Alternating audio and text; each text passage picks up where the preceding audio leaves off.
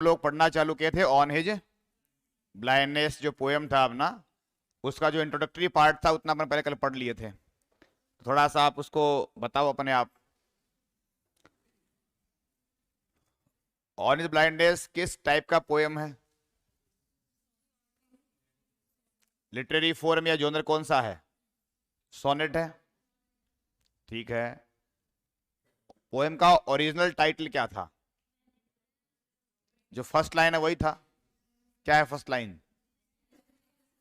When I consider how my light is spent. Text है आपके पास poem का? Text है कि नहीं आपके पास? टेक्स्ट क्यों नहीं है? हाँ जी, गला देखिए।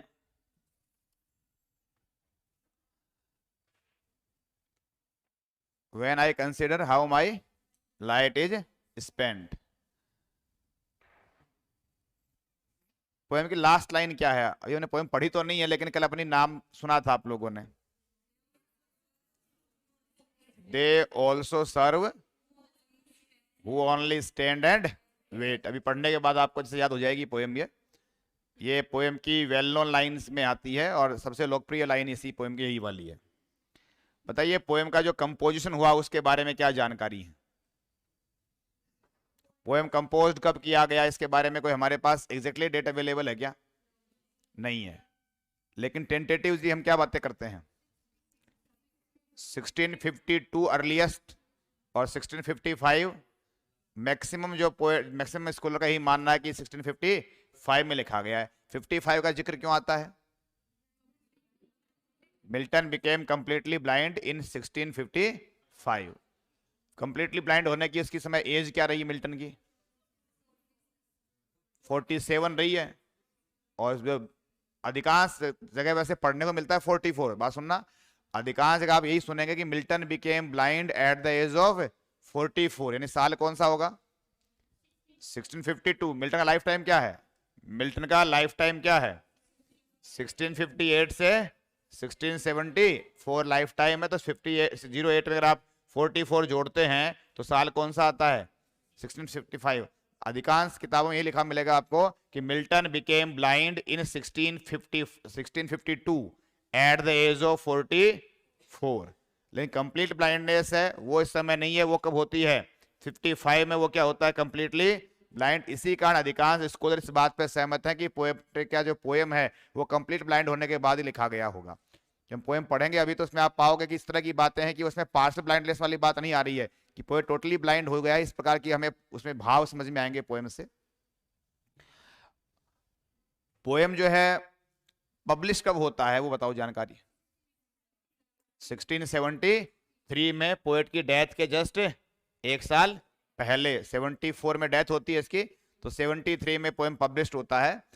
और पोएम जो पब्लिश हुआ उसका कोई वॉल्यूम का नाम भी है क्या? वॉल्यूम का नाम है क्या? Trinity manuscript. इसे कहते हैं जाल में फंस जाना।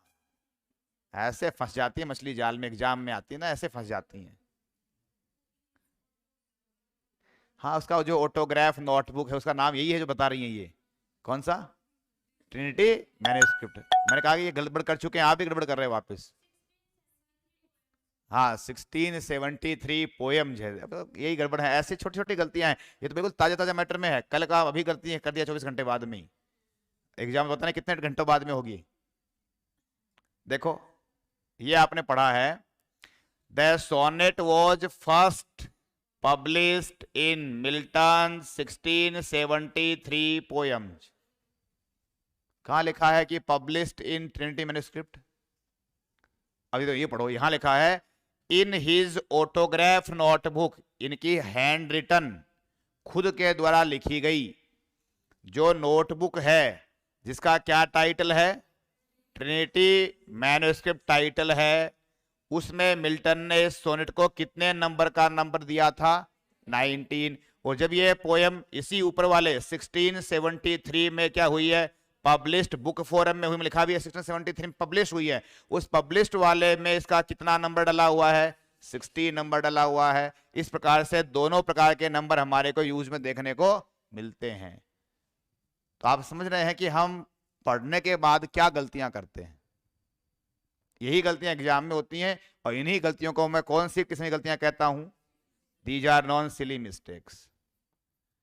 सिली मिस्टेक का यही नाम होता है, सिली मिस्टेक का और कोई उदाहरण नहीं होता जो अभी किया इसका नाम सिली मिस्टेक होता है, कि पढ़ा हुआ भी है, जानकारी भी है, लेकिन गाय का भैंस तड़े, अरे भैंस का गाय तड़े भी कोई नाम है, कि बात अठाड़ी है, बात तो और कट बात बताई को नहीं, अरे ये यहाँ वाला मैटर है वो यहाँ चिपका दिया।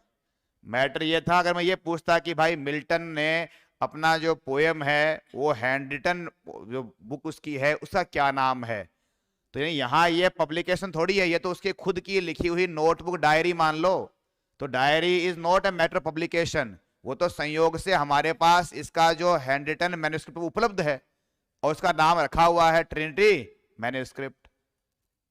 भाई बहुत सारे पोएट्स की हैंड रिटन हमारे पास राइटिंग अवेलेबल नहीं है और कईयों की है, तो जो अवेलेबल है उसके हमारे पास जिक्र आ जाती है, जिनकी नहीं है उनके हमारे पास सीधी इतनी बात होती है साहब ये पोएम जो है पब्लिश, किसी बोले पब्लिश होता है प्रिंटिंग मशीन द्वारा, पब्लिश जैसे आपके पास ऐसे हमने जेरॉक्स निकाल दिया, इसको किसी किताब के रूप में किसी प्रकाशक छपवा दो, तो किसी प्रकाशक ने पब्लिकेशन हाउस से अगर ये चीज छपके आ जाती हैं तो उसे क्या बोला जाता है, पब्लिश होना। और मैं मेरे घर पे डायरी डाल रखी है और डायरी में मैं अपनी कविताएं लिखता हूं, कहानी लिखता हूं, तो वो क्या है, पब्लिश्ड मैटर थोड़ी कहलाता है, वो तो सिंपली आपका क्या है, ऑटोग्राफ नोटबुक है, हैंड रिटन नोटबुक है। ऑटो मानी सेल्फ, ग्राफ मानी रिटन, खुद के द्वारा लिखा गया, यानी हैंड रिटन, उसी से वैसे वाली बात यहां भी आ रही है। मेन्यू, इस पे मेन्यू का मीनिंग क्या होता है, मेन्यू मानी हैंड, MANU, वो होटल वाला जो है ना मेन्यू तो होता है MENU, जो होटल में आपको लिखा मिलता है सब्जी इतने रुपए की, दाल इतने रुपए की, जिसमें रुपए पहले देखते हो सब्जी बाद में देखते हो, है ना, वो तो क्या होता है, मेन्यू होता है। और ये वाला है, इसका भी उच्चारण तो वैसे ही है मेन्यू, पर इसकी स्पेलिंग क्या है, MANU। मेन्यू का मीनिंग होता है हाथ, हम बोलते हैं मैनुअल एक्टिविटी। कैसे एक्टिविटी, मैनुअल मानी हस्त, तो यहाँ है हस्त, और व्हाट इज स्क्रिप्ट, लिखित, तो हस्त लिखित यानी हाथ से लिखा गया, जिसके लिए हमारे पास हिंदी में अनुवाद क्या चलता है, पांडुलिपि कहा जाता है। चलो ठीक है, तो ये पोएम के पब्लिकेशन संबंधी और इससे कंपोजिशन संबंधी और ये नंबर वाली बात में पूछता तो बाई चांस आई गई बात। पोएम का जो प्रेजेंट है पॉपुलर टाइटल है जो कौन सा है, ऑन हिज ब्लाइंडनेस, ये किसने दिया है, टॉमस न्यूटन ने। थॉमस नहीं बोलते हैं, टॉमस बोलते हैं, सुन तो लिया करो क्या बोलता है टीचर यार, TH लिखते हैं पर बोलते क्या है, टॉमस, नॉट थॉमस। TH के जो भी नाम है ना वो सारे टोई हैं, वो थो नहीं है, टॉमसन, टॉमस, वो थॉमस से स्पेलिंग सही आती है TH वाली, वरना अभी वो स्पेलिंग T हो जाती है, तो स्पेलिंग के लिए आप TH बोलो थॉमस करने के लिए, लेकिन दिमाग को कमांड दो कि प्रोनाउंसिएशन में टॉमस ही बोलना है। हाँ जी, तो टॉमस जो न्यूटन है, इन्होंने क्या किया, पोएम को प्रेजेंट टाइटल दिया है ऑन हिज ब्लाइंडनेस, और कब दिया है ये, 1761 में दिया है। तो इन 1761 Thomas Newton, after a century of written the poem, popularly given this title on his blindness. अच्छा जी, मुझे किसी बच्चे ने अभी आज एक सवाल पूछा था इसी बात को लेके। क्वेश्चन ये था कि सर आपने पिछली बार, यानी कोई पुराना स्टूडेंट रहा होगा कि सर पिछली दफा तो आपने जो है इस पोएम का जो नाम ऑन ब्लाइंडनेस है ये किसने दिया है, उसके लिए आपने बिशप न्यूटन लिखवाया था, इस बार सर आपने टॉमस न्यूटन लिखवा दिया, तो सर सही कौन सा है, बिशप न्यूटन सही है या टॉमस न्यूटन सही है, तो क्या जवाब है इस बात का, दोनों सही है, तो एक आदमी नाम दो होते हैं क्या, तो ये बिशप जो उसका नाम नहीं है। मैंने कल कहा था कि भाई साहब पृष्ठ थे, तो पृष्ठ तो एक कॉमन टर्म है, पृष्ठ के पृष्ठहुड में कई तरह की क्या अलग अलग रैंक होती है, पोस्ट होती हैं, जैसे पोप हाईएस्ट पोस्ट होती है, ऐसे पृष्ठ थोड़ा काफी लोअर पोस्ट होता है, मिडिल का पोस्ट मुझे पूरा तो हायरार्की याद नहीं है, परंतु एक पोस्ट का नाम क्या होता है, बिशप। तो बिशप का मीनिंग जैसे सिंपली मान लो पादरी ही अनुवाद कर पाएंगे, कोई दूसरा अनुवाद हमारे पास नहीं होगा। तो बिशप ये बंदे का नाम नहीं, यानी इसको आप ऐसे कह दो बिशप न्यूटन। बिशप का मीनिंग बेसिकली हम उसकी क्या बता रहे हैं, लिटर्जिकल पोस्ट बता रहे हैं। चर्च में जो पोस्ट उसे क्या बोलते हैं, लिटर्जिकल पोस्ट। जैसे आप ये कह दो कि भाई साहब पीएम नरेंद्र मोदी, तो पीएम जो है वो नाम हुआ, क्या करेगा, पीएम तो क्या है, पद है, नाम नरेंद्र मोदी है। सीएम अशोक गहलोत तो बोलोगे तो अशोक गहलोत तो नाम होगा ना, सीएम नाम थोड़ी हो जाएगा। अब आप ऐसे बोल दो सीएम गहलोत ने कहा है, सीएम गहलोत ने कहा है। आप ये कह दो साहब अशोक गहलोत ने कहा है, और आपसे पूरा बोल दो सीएम अशोक गहलोत ने कहा है, बात तो एक ही निकल के आएंगी। वैसी वाली बात ही है। आप सीएम गहलोत बोलते हो, वैसे तो मैंने क्या बोल दिया, बिशप न्यूटन बोल दिया। अशोक गहलोत बोलते हो, वैसे आप क्या बोल दो, टॉमस न्यूटन बोल दो। और सीएम अशोक गहलोत बोलते हो, वैसे आप क्या बोल दो, बिशप टॉमस न्यूटन, ऐसे बोल लो। बात समझ में आई कुछ? तो ये कोई प्रॉपर नाउन नहीं है, यानी यो समझिए ये तो है प्रॉपर नाउन, और ये क्या है, कॉमन नाउन। टीचर कॉमन है, रमेश महेश क्या है, प्रॉपर है। सीएम पीएम क्या है, कॉमन नाउन है। अशोक गहलोत क्या है, प्रॉपर नाउन है। उस तरह की कहानी है ये। तो कई बार हम common noun as a post होती है तो हम उसके नाम के साथ पहले जोड़ के बोल देते हैं। तथा आप बिशप न्यूटन कहो, टॉमस न्यूटन बोलो, और मिला के पूरा बोल दो बिशप टॉमस न्यूटन, बात एक ही है। तो ये कल मैं आपको बता चुका था, कल मैंने बिशप वर्ड नहीं बोला था, इसलिए सवाल पूछ लिया गया होगा। तो ऐसा कोई संदेह दिमाग में तो हटा देना, बात एक ही है। कभी ऐसे बोल दिया वैसे बोल, जैसे दिमाग में क्लिक किया वैसे बोल दिया होगा मैंने। हाँ जी, तो ये हमारे पास जो बातें थी इंट्रोडक्शन संबंधी पोएम की, वो सारी के सारी मैंने एक बार मोटी मोटी रिवाइज करवा ली आपसे। थोड़ी सी हमारी बात ये हुई थी कि पोएम जो है वो हमारी क्या है, सोनेट है। ये बात हो चुकी थी, 52 में पोएम लिखा गया है या 55 में लिखा गया है, ये सारी चीजें आई चुकी हैं। हाँ, और पोएम किस तरह का पोएम है, ये सोनेट पोएम है। सोनेट के बारे में कल हमारी 5 बातें हुई थी कि सोनेट पोएम जो होता है वो कैसा पोएम होता है, लिरिक पोएम होता है। लिरिक का मीनिंग होता है जो पोएम गाई जा सकती है, सिंगिंग क्वालिटी होती है। जो ब्रेविटी, जो छोटी पोएम होती हैं, और जिनमें क्या होता है, सब्जेक्टिविटी होती है। जैसे इस पोएम में आप पढ़ोगे, पोएट अपनी ही व्यथा, अपना ही ब्लाइंड होने के बारे में सारी बातें बताएगा। पिछली हमने पोएम पढ़ा था go and catch a falling star, वो भी सॉन्ग है। और सॉन्ग भी कैसी पोएम होती है, लिरिक। लिरिक में क्या होता है, सब्जेक्टिविटी। उसमें कहाँ सब्जेक्टिविटी है, पोएट का यह कहना कि कोई भी ब्यूटीफुल लेडी क्या नहीं हो सकती, फेथफुल नहीं हो सकती। ये उसका सब्जेक्टिव थॉट है, ये यूनिवर्सल थॉट नहीं है, ये दुनिया का थॉट नहीं है, ये ओनली किसका थॉट है, कवि का निजी विचार है, पर्सनल ओपिनियन है उसका ये। ठीक है, तो ये सोनेट है। और सोनेट जो, हाँ, तो दूसरी बात ही सोनेट लिरिक पोएम होती है। दूसरा क्या गुण होता है सोनेट का, सिंगल स्टैंजा होता है। कल मैं लास्ट में यहीं पे बात खत्म किया था कि सोनेट में क्यों सिंगल स्टैंजा होता है, बात समझाई थी। सिंगल स्टैंजा सबसे बढ़िया प्रमाण 2 हमारे पास हैं। प्रिंटिंग फॉर्मेट में पूरी पोएम कैसे छपी होगी, एज ए सिंगल होल छपा होगा, उसे बीच में आपको स्पेस ब्रेकेज दिखाई नहीं देगा। और दूसरा प्रमाण जो है वो क्या है, राइम स्कीम से बड़ा प्रमाण है। जहां स्टैंजा चेंज होता है, राइम वापस ए से स्टार्ट हो जाती है, जबकि हमारे यहाँ राइम वो सी डी ई तक लगातार कंटिन्यू चलती है। इट मींस पूरी पोएम क्या है, सिंगल स्टैंजा है। फिर हम ये वाली बात क्यों कहते हैं कि साहब जैसे ये पेट्रार्कन फॉर्म की सोनेट होती हैं, इनमें एक तो क्या होता है ऑक्टेव, और एक क्या होता है सेस्टेट। ऑक्टेव और सेस्टेट नाम वैसे मूलतः कहाँ पढ़ने में आते हैं, स्टैंजा में। तो फिर यहाँ पे ऐसा क्यों नहीं है, तो ये मैंने कहा था ये थीमेटिक डिवीजन है। ये हमारा पोएम का जो देखिए कॉन्सेप्ट होता है प्रोसडी, क्या नाम बोल रहा हूं मैं, प्रोसडी। ये प्रोजोडी नहीं है, इसका जो प्रोनाउंसिएशन वो क्या है, प्रोसडी। ये जो है ये प्रो है, ये ए पढ़ा जाएगा, प्रोसडी। प्रोसडी बता सकता है आप में से कोई क्या होता है, व्हाट इज प्रोसडी, कोई नहीं बता सकता? तो मैं नहीं बताता हूं, मोबाइल में सर्च करो, गूगल करो, Google this word, what is meaning of प्रोसडी।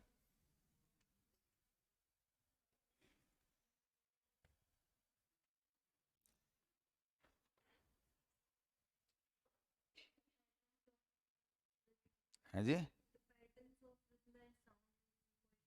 The pattern of rhythms and sound use of poetry. Sound, pattern, rhythm जो भी हैं, इनके यूज के बारे में जो जानकारी होती है।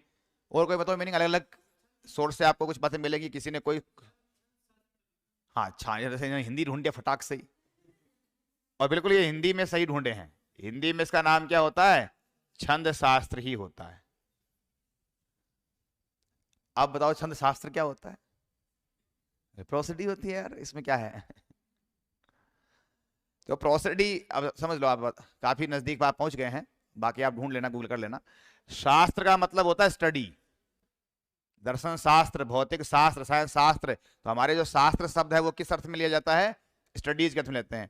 तो हमारे पोएम में राइम कैसी है, मीटर कैसा है, सिलेबल कैसे काम में आए हैं, स्टेंजा का डिवीजन कैसे किया गया है, इन सभी को स्टडी करने की जो ब्रांच है उसका नाम क्या है? प्रोसडी है। तो prosody is a study of metre, rhyme, rhythm and sound patterns of a poem. जो कि हम एक तरह से मान लो इस पोएम की प्रोसडी वाली बातें कल पढ़ चुके हैं। जैसे मैंने पढ़ा, पूरा पोएम एक सिंगल स्टेंजा है, इसमें थीमेटिकली दो पार्ट डिवाइड कर दिए, ऑक्टेव और सेस्टेट। इसकी rhyme scheme A B B A B B A C D E है। ये सोनेट है, अतः इसका मीटर आयम्बिक पेंटामीटर है।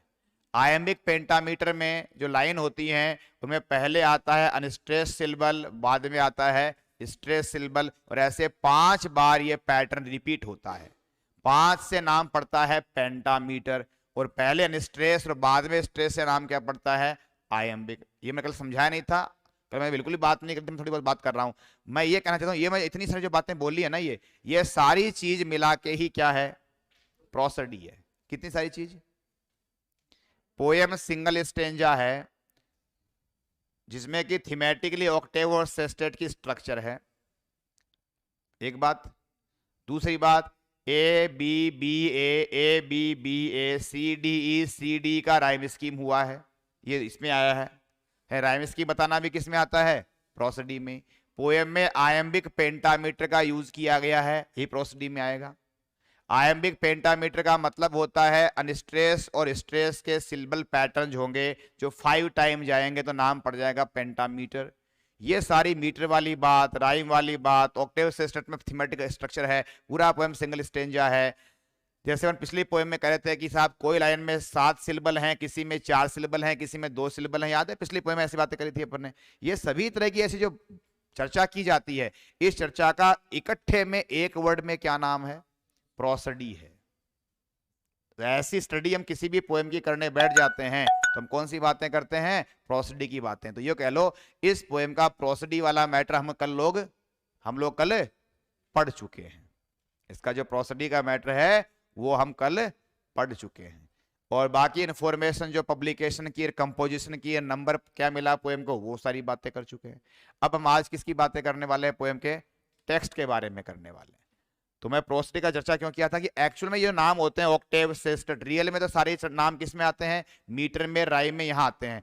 एक्चुअली हमने इस पोएम में ऑक्टेव सेस्टेट नाम है वो प्रोसडी के अकॉर्डिंग नहीं लेके, और कैसे लिए हैं? थीमेटिक पैटर्न के अकॉर्डिंग फॉलो किए हैं। तो हम पोएम के टेक्स्ट पे आ जाते हैं। टेक्स्ट पूरा आपके सामने है। ये कुछ बेसिक बातें हैं, वो सारी मैंने कल बता दिया था। क्या आपके पास लिखा हुआ है? ये जो पहले हमने सर्कल किया है, इसका मीनिंग तो क्या है? When I consider how my life spend. ये जो पोएम की फर्स्ट लाइन है, यही पोएम का एक्चुअल में क्या था? ओरिजिनल टाइटल यही हुआ करता था। लेकिन जब बाद में बिशप थॉमस न्यूटन ने ये नाम रख दिया है तब उन्होंने इसको हिज कह दिया। वो हिज वाली बात भी समझ में आ रही है कि पोएम में देखिए सब जगह आई, माई, माई, मी, माई की बातें चल रही हैं, तो कोई दूसरा आदमी क्या इसे बोलेगा? हिज ही बोलेगा। पोएम जो है पूरा सोनेट होने से कैसा है? ये सिंगल स्टेंजा है। ये जो आपको ऐसे मैं लाइन दिखा रखा हूं, ये किसको बताने के लिए है? ऑक्टेव और सेस्टेट पार्ट के रूप में दिख रही हैं, जिसमें कि ए बी बी ए का राइम पैटर्न है। नीचे वाले में क्या है? सी डी ई और सी डी ई का राइम पैटर्न चल रहा है। ये मैंने ए बी सी क्यों लिखा हुआ है? ये सिद्ध करने के लिए कि ए बी सी नहीं आएगा। क्यों नहीं आएगा? क्योंकि पूरी पोएम क्या है? Single stanza. अगर ये 2 स्टेंजा होते तो फिर ये यहां से नया एबीसी चालू हो जाता, जैसा कि हमारे पास हुआ नहीं है। अब देखिए सारी बातें, तो मैं पोएम का जो टेक्स्ट है उसके बारे में बातचीत आपसे कर लेता हूं।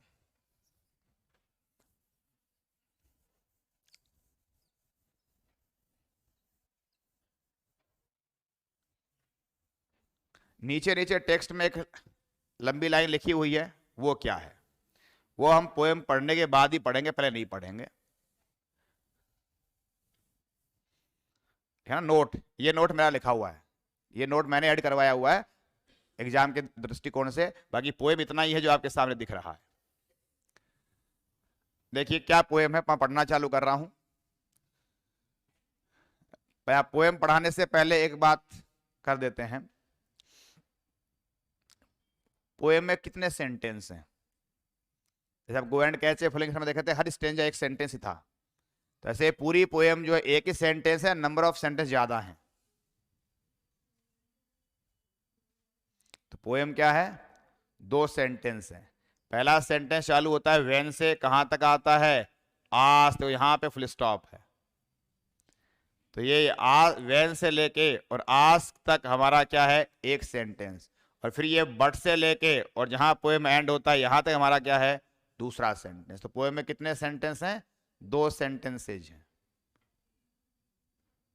ठीक है, या ज्यादा है, ज्यादा है, ज्यादा कहाँ है, अच्छा इसके बीच में है ये, हाँ हाँ मैं समझ गया आपके, आप क्या कहना चाहते हैं। अब बताओ ये 2 हैं कि ज्यादा है,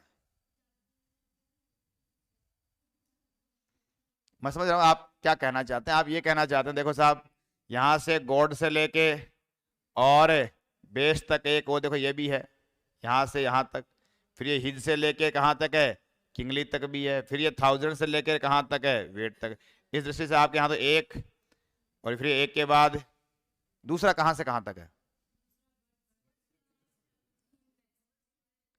बट से लेके और बेस तक है, तीसरा हिज से लेके और किंगली तक है, और चौथा 1000 से लेके और, इससे मालूम पड़ता है कि वो सेंटेंस पहचानने भी नहीं आते। इससे सिद्ध होता है कि हमें सेंटेंस गिनने भी नहीं आते कि नंबर ऑफ सेंटेंसेस कितने हैं। पोएम में कितने सेंटेंस हैं, 2 ही सेंटेंस हैं, 4 सेंटेंस नहीं है। बताओ कैसे,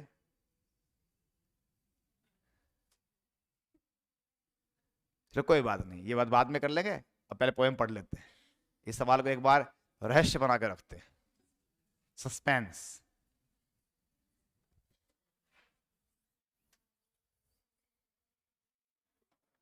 अच्छा अब आप ये कल्पना करो कि मान लो यही एक सवाल हो जाए, ये सवाल पेपर में होते नहीं है, वाहियात सवाल है ये, पर मान ले अगर सवाल बना लिया जाए, मतलब बना लिया जाए कि आपको सपोज लो पूरी टेक्स्ट दिखाई जा रही है।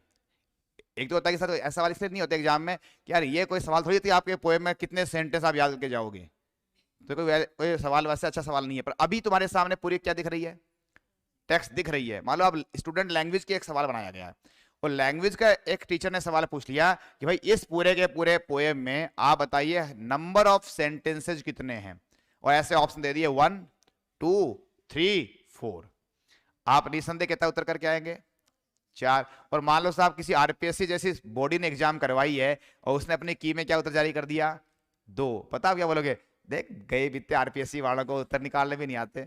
अंधे को दिखता है, देख एक बार फुल स्टॉप, दूसरी बार फुल स्टॉप, तीसरी बार फुल स्टॉप, और चौथी बार फुल स्टॉप, 4 दफा फुल स्टॉप है, तो कितने होने हैं, 4 ही होने हैं। ये बावड़े पूछोगा की बनानी भी नहीं आती, तो नहीं किस किस से पेपर बनवाते हैं लोग। और इसमें आंसर कितना आना है, 2 ही आना है, 4 नहीं आना है। अब बावली पूछ आप कैसे होंगे, थोड़े समय बाद समझ में आएगा। देखिएगा अब मैं पोएम का मीनिंग पे आ रहा हूं, मीनिंग समझ लेना। When I consider how my light is spent, or half my days in this dark world and wide, and that one talent which is dead to hide, lost with me useless, though my soul more bent to serve there with my maker, and present my true account, lest he returning chide। Doth को मैं पढ़ूंगा does, modern के हिसाब से, does God exact day labour light denied I fondly ask. यानी यहां तक ये पूरा एक सेंटेंस है, तो मैं यहां तक ही आके रुका हूं, मैंने बीच में पहले रुकावट भी नहीं करी है। सबसे पहली बात तो ये समझना कि पोएम को हमेशा ऐसे पढ़ा जाता है जब तक आपके पास बड़ा ब्रेक नहीं आए, यानी कि बड़ा कोई फुल स्टॉप, कोई बड़ा इंट्रोगेटिव साइन, यानी पूरी एक यूनिट, पूरा एक सेंटेंस जब तक नहीं आए तब तक वो रुकना नहीं होता है। पोएम को रिसाइट करना अलग है, और अभी हम एग्जाम के दृष्टि से बात को पढ़ रहे हैं, वो पढ़ने का तरीका अलग होता है। जैसे मैंने अभी पोएम पढ़ा, When I consider how my life is spent or half my days, ये एक्चुअली पोएम को पढ़ने का तरीका रियल में नहीं होता है। पोएम ऐसे नहीं पढ़ी जाती है, मैंने कोई लय ताल म्यूजिक कोई ध्यान नहीं दिया है। म्यूजिक तो पढ़ना है, When I consider how my life is spent or half my days, ऐसे नाटक से पढ़ी जाती है पोएम, रिसाइटेशन ऐसे करा जाता है, पर ऐसे मैंने नहीं पढ़ा हुआ है। क्यों नहीं पढ़ा हुआ है? क्योंकि अभी मैं आपको इस पोएम के उस आनंद को महसूस नहीं करवाना चाहता हूं। अभी हमें आनंद की प्राप्ति नहीं करनी है, हमें ज्ञान प्राप्ति करनी है। पहले ज्ञान प्राप्ति पहले करेंगे, आनंद प्राप्ति बाद में करेंगे। अभी हम मजे के लिए नहीं पढ़ रहे हैं poem, not for the pleasure, now we are reading for analytical दृष्टिकोण से पढ़ा जाना है, ताकि हमें एग्जाम में सवाल कैसे बन सकते हैं वो समझ में आए। इसलिए उस दृष्टि से कह रहा हूँ कि हमें जब पोएम पढ़ना है तो फिर हमें उसको एक पूरी यूनिट को एक साथ पढ़ना है। जब यही पोएम रिसाइट करते आप, जैसे आपको मान किसी कॉलेज में स्कूल में आपको कंपटीशन है और वहां क्विज का नाम ही है पोएम पोएट्री रिसाइटेशन, तब ऐसे नहीं पढ़ी जैसे मैंने पढ़ा है। तब आपको यहाँ रुकना भी नहीं होता है, फिर आप इसे लय ताल में जो है रिद्म में म्यूजिक प्रोसडी वाला जो सिस्टम होता है मीटर वाला, तब उस तरह से अंदाजे पोएम पढ़ी जाती है। जैसे आप इस हिंदी की पोएम तो पढ़ते हैं ना, जैसे मान लो जैसे वो आपने लक्ष्मीबाई वाली सब पोएम पढ़ के आते हैं स्कूल में, खूब लड़ी मर्दानी वाली है ना, तो खूब लड़ी मर्दानी वो तो झांसी वाली रानी थी, वह उसमें ऐसे पूरा मजा के साथ पढ़ा जाता है। तब नहीं देखते कि वहां पूर्ण विराम कहाँ आ रहा है, कोमा कहाँ आ रही है, वो हमारे लिए कोई वैल्यू नहीं रखता है। पर अभी हमारे को पूर्ण विराम और कोमा से सारी बात करनी है। When I consider, what is the meaning of consider? Think, विचारना। तो जब मैं विचार करता हूं, यहीं से पोएम आप देख रहे हैं कि सब्जेक्टिव टोन में चालू हो गई है कि when I consider, जब मैं इस बात पे विचारता हूं कि how my light is spent, light का मतलब यहां पे सीधे शब्दों में क्या मान लिया जाएगा? आई साइट। मैं फिर कह रहा हूं कि मैं पहली दफा जो मीनिंग बताता हूं वो मैं एक पोएम को 3 बार पढ़ाता हूं हमेशा। कोई पोएम होगी वो 3 दफा पढ़ाऊंगा, 3 बार में पढ़ाऊंगा। सबसे पहले क्या बताऊंगा उसका लिटरल मीनिंग, शब्दों के अर्थ। फटाफट बात को पहले मूल बात समझिए, फिर हम क्या पढ़ेंगे लिटरेरी मीनिंग। पहले लिटरल शाब्दिक अर्थ, फिर भावार्थ लिटरेरी, और बाद में क्या करते हैं लैंग्वेज वाले दृष्टिकोण से उसका एनालिसिस करेंगे। भाई क्लोज कितने हैं, सेंटेंस कैसे हैं, कौन सब्जेक्ट है, कौन ऑब्जेक्ट है, कौन किसके कंट्रोल में चल रहा है, कहां से सिस्टमैटिक पैटर्न बनेंगे, वो सारी बातें। तो when I consider how my light is spent, जब मैं ऐसा विचार करता हूं कि मेरी आई साइट चली गई है। अब देखिए अर वर्ड नया नहीं रहा, पिछली पोएम में आप पढ़े हैं अर, क्या मीनिंग होता है अर का? बिफोर। तो जब मैं विचार करता हूं कि मेरी आई साइट चली गई है before half my days in this dark world and wide, मेरे आधे दिन बीतने के पहले ही। इसको आप यूं कल्पना करो, अगर 100 साल की जिंदगी हम एक माने आदर्श, तो 100 साल का आधा कितना होता है? और पोएट तो 50 साल के पहले 44 साल की एज में ही क्या हो गया है? अंधा होना चालू, और 40 में क्या हो गया है? पूरी तरह से अंधा हो गया है। यानी 50 साल भी पूरे हुए नहीं हैं। 50 साल को यहाँ पे क्या बोला गया है? Half my days. ठीक है, तो लाइफ को 100 साल मान के ऐसे हाफ माई डे 50 के अकॉर्डिंग बना लिया गया है। तो जब मैं विचार करता हूं कि कैसे, हाउ माने कैसे मेरी दृष्टि जो है नेत्र दृष्टि चाह चुकी है, मेरा आधा जीवन बीतने के पहले ही, in this dark world and wide, और कहां चली गई है? इस दुनिया में, जो दुनिया मुझे क्या लगती है? डार्क वर्ल्ड है, दुनिया बिल्कुल अंधेरी लगती है। और कैसी लग रही है? वाइड लग रही है। अंधेरी तो समझ में आता है कि भाई आपकी आंखें चली गई हैं, रोशनी नहीं आता, क्या हो गया है? सब कुछ अंधकार में हो गया है। तो डार्क तो समझ में आता है, ये वाइड कैसे लगती दुनिया? दुनिया अंधे नहीं थे तो दुनिया छोटी थी, अंधे होते दुनिया बड़ी हो गई, फैल गई, वाइड हो गई। ऐसे क्या? अभी तुम्हारे सब आंखें हैं, दुनिया श्रिंक्ड है, आगे फुट जाए दुनिया वाइड हो जाएगी। ऐसे होता है अचानक से? ऐसे पोएट तो कह रहा ना कि मुझे अभी दुनिया लग क्या रही है? दुनिया लग रही है, कोई रियल में वैसे कोई वाइड नहीं होनी है, पर कैसे लग रही है? जैसे मान लो आप अंधेरे में हैं, रोशनी नहीं है, आंखें तो समय तुम्हारे वहां उस समय वैसे प्रकाश नहीं है, और आपकी वो जो जगह है वो नई जगह है, आप उसके हैबिचुअल नहीं है, अब घर परिवार पे नहीं है। अब आपको अनुमान लगा रहे हैं पता नहीं कितनी आगे है, ऐसे ऐसे करते ना, टटोले मारते हो, दैट इज टटोले मारना। टटोलते हो ऐसे कि भाई गिर न जाए, आगे खड्डा है, नहीं है, पानी है, क्या है। तो आपको अगर प्रकाश में अगर वो 2 इंच की चीज भी है तो उसको आपको गैस करने में, सिस्टमेटिक चलने में क्या है, काफी वक्त लगाना पड़ता है। उस लिहाज से साइकोलॉजिकली चीजें क्या हो गई हैं, छोटी चीजें भी बड़ी दिखने लगी हैं, वाइड वैसे हो गई हैं। तो अंधेरे आदमी की जो अवस्था होती है वो दुर्योधन वाली अवस्था होती है ना, वो फिर कोई ना कोई द्रौपदी का चढ़ने के लिए तैयारी हो जाती है, अंधा होने पे ऐसे हो जाती है। क्या कहा द्रौपदी ने, अंधे का बेटा अंधा, बोले हाँ ठीक बताएंगे, तेरे को भी बताएंगे अंधे का बेटा अंधा कैसे होता है। तो सारी महाभारत की जड़ कौन है, द्रौपदी है। और रामायण की जड़ कौन है, सीता। यानी सारे के सारे जो युद्ध हुए उनकी जड़ कौन हुई, महिला। कौन हुई, महिला। इसलिए महिला से बच के रहो। मैं नहीं कहता हूं, बाबा मोदी जी ने कहा है कि जैसे मैं बच के रहा हूं, पीएम तभी बना हूं, बच के रही हो। हाँ जी। तो व्हेन आई कंसीडर, जब मैं विचार करता हूं कि कैसे मेरी आईसाइट चली गई है, मेरा आधा जीवन बीतने के पहले ही इस अंधेरी दुनिया में, जो दुनिया मुझे अब अंधकार में लगती है और वाइट लगने लगी है लाइट जाने के द्वारा। एंड दैट वन टैलेंट, और इससे क्या हो गया है, वो एक टैलेंट, वो एक ability, which is death to hide, जो कि क्या होती है, मृत्यु से भी छुपी रहती है। तो ये कौन से टैलेंट की बात की जा रही है, पोएटिक टैलेंट। पोएट के पास कौन सा टैलेंट है, पोएट्री कंपोज करने का टैलेंट। तो कह रहा है कि ऐसा अंधा हो जाने से, दैट वन टैलेंट, वो ऐसा टैलेंट जो पोएट्री वाला टैलेंट है, which is death to hide, जो मृत्यु से भी क्या रहता है, छुपा या अनछुआ रहता है। क्या मीनिंग है इस बात का,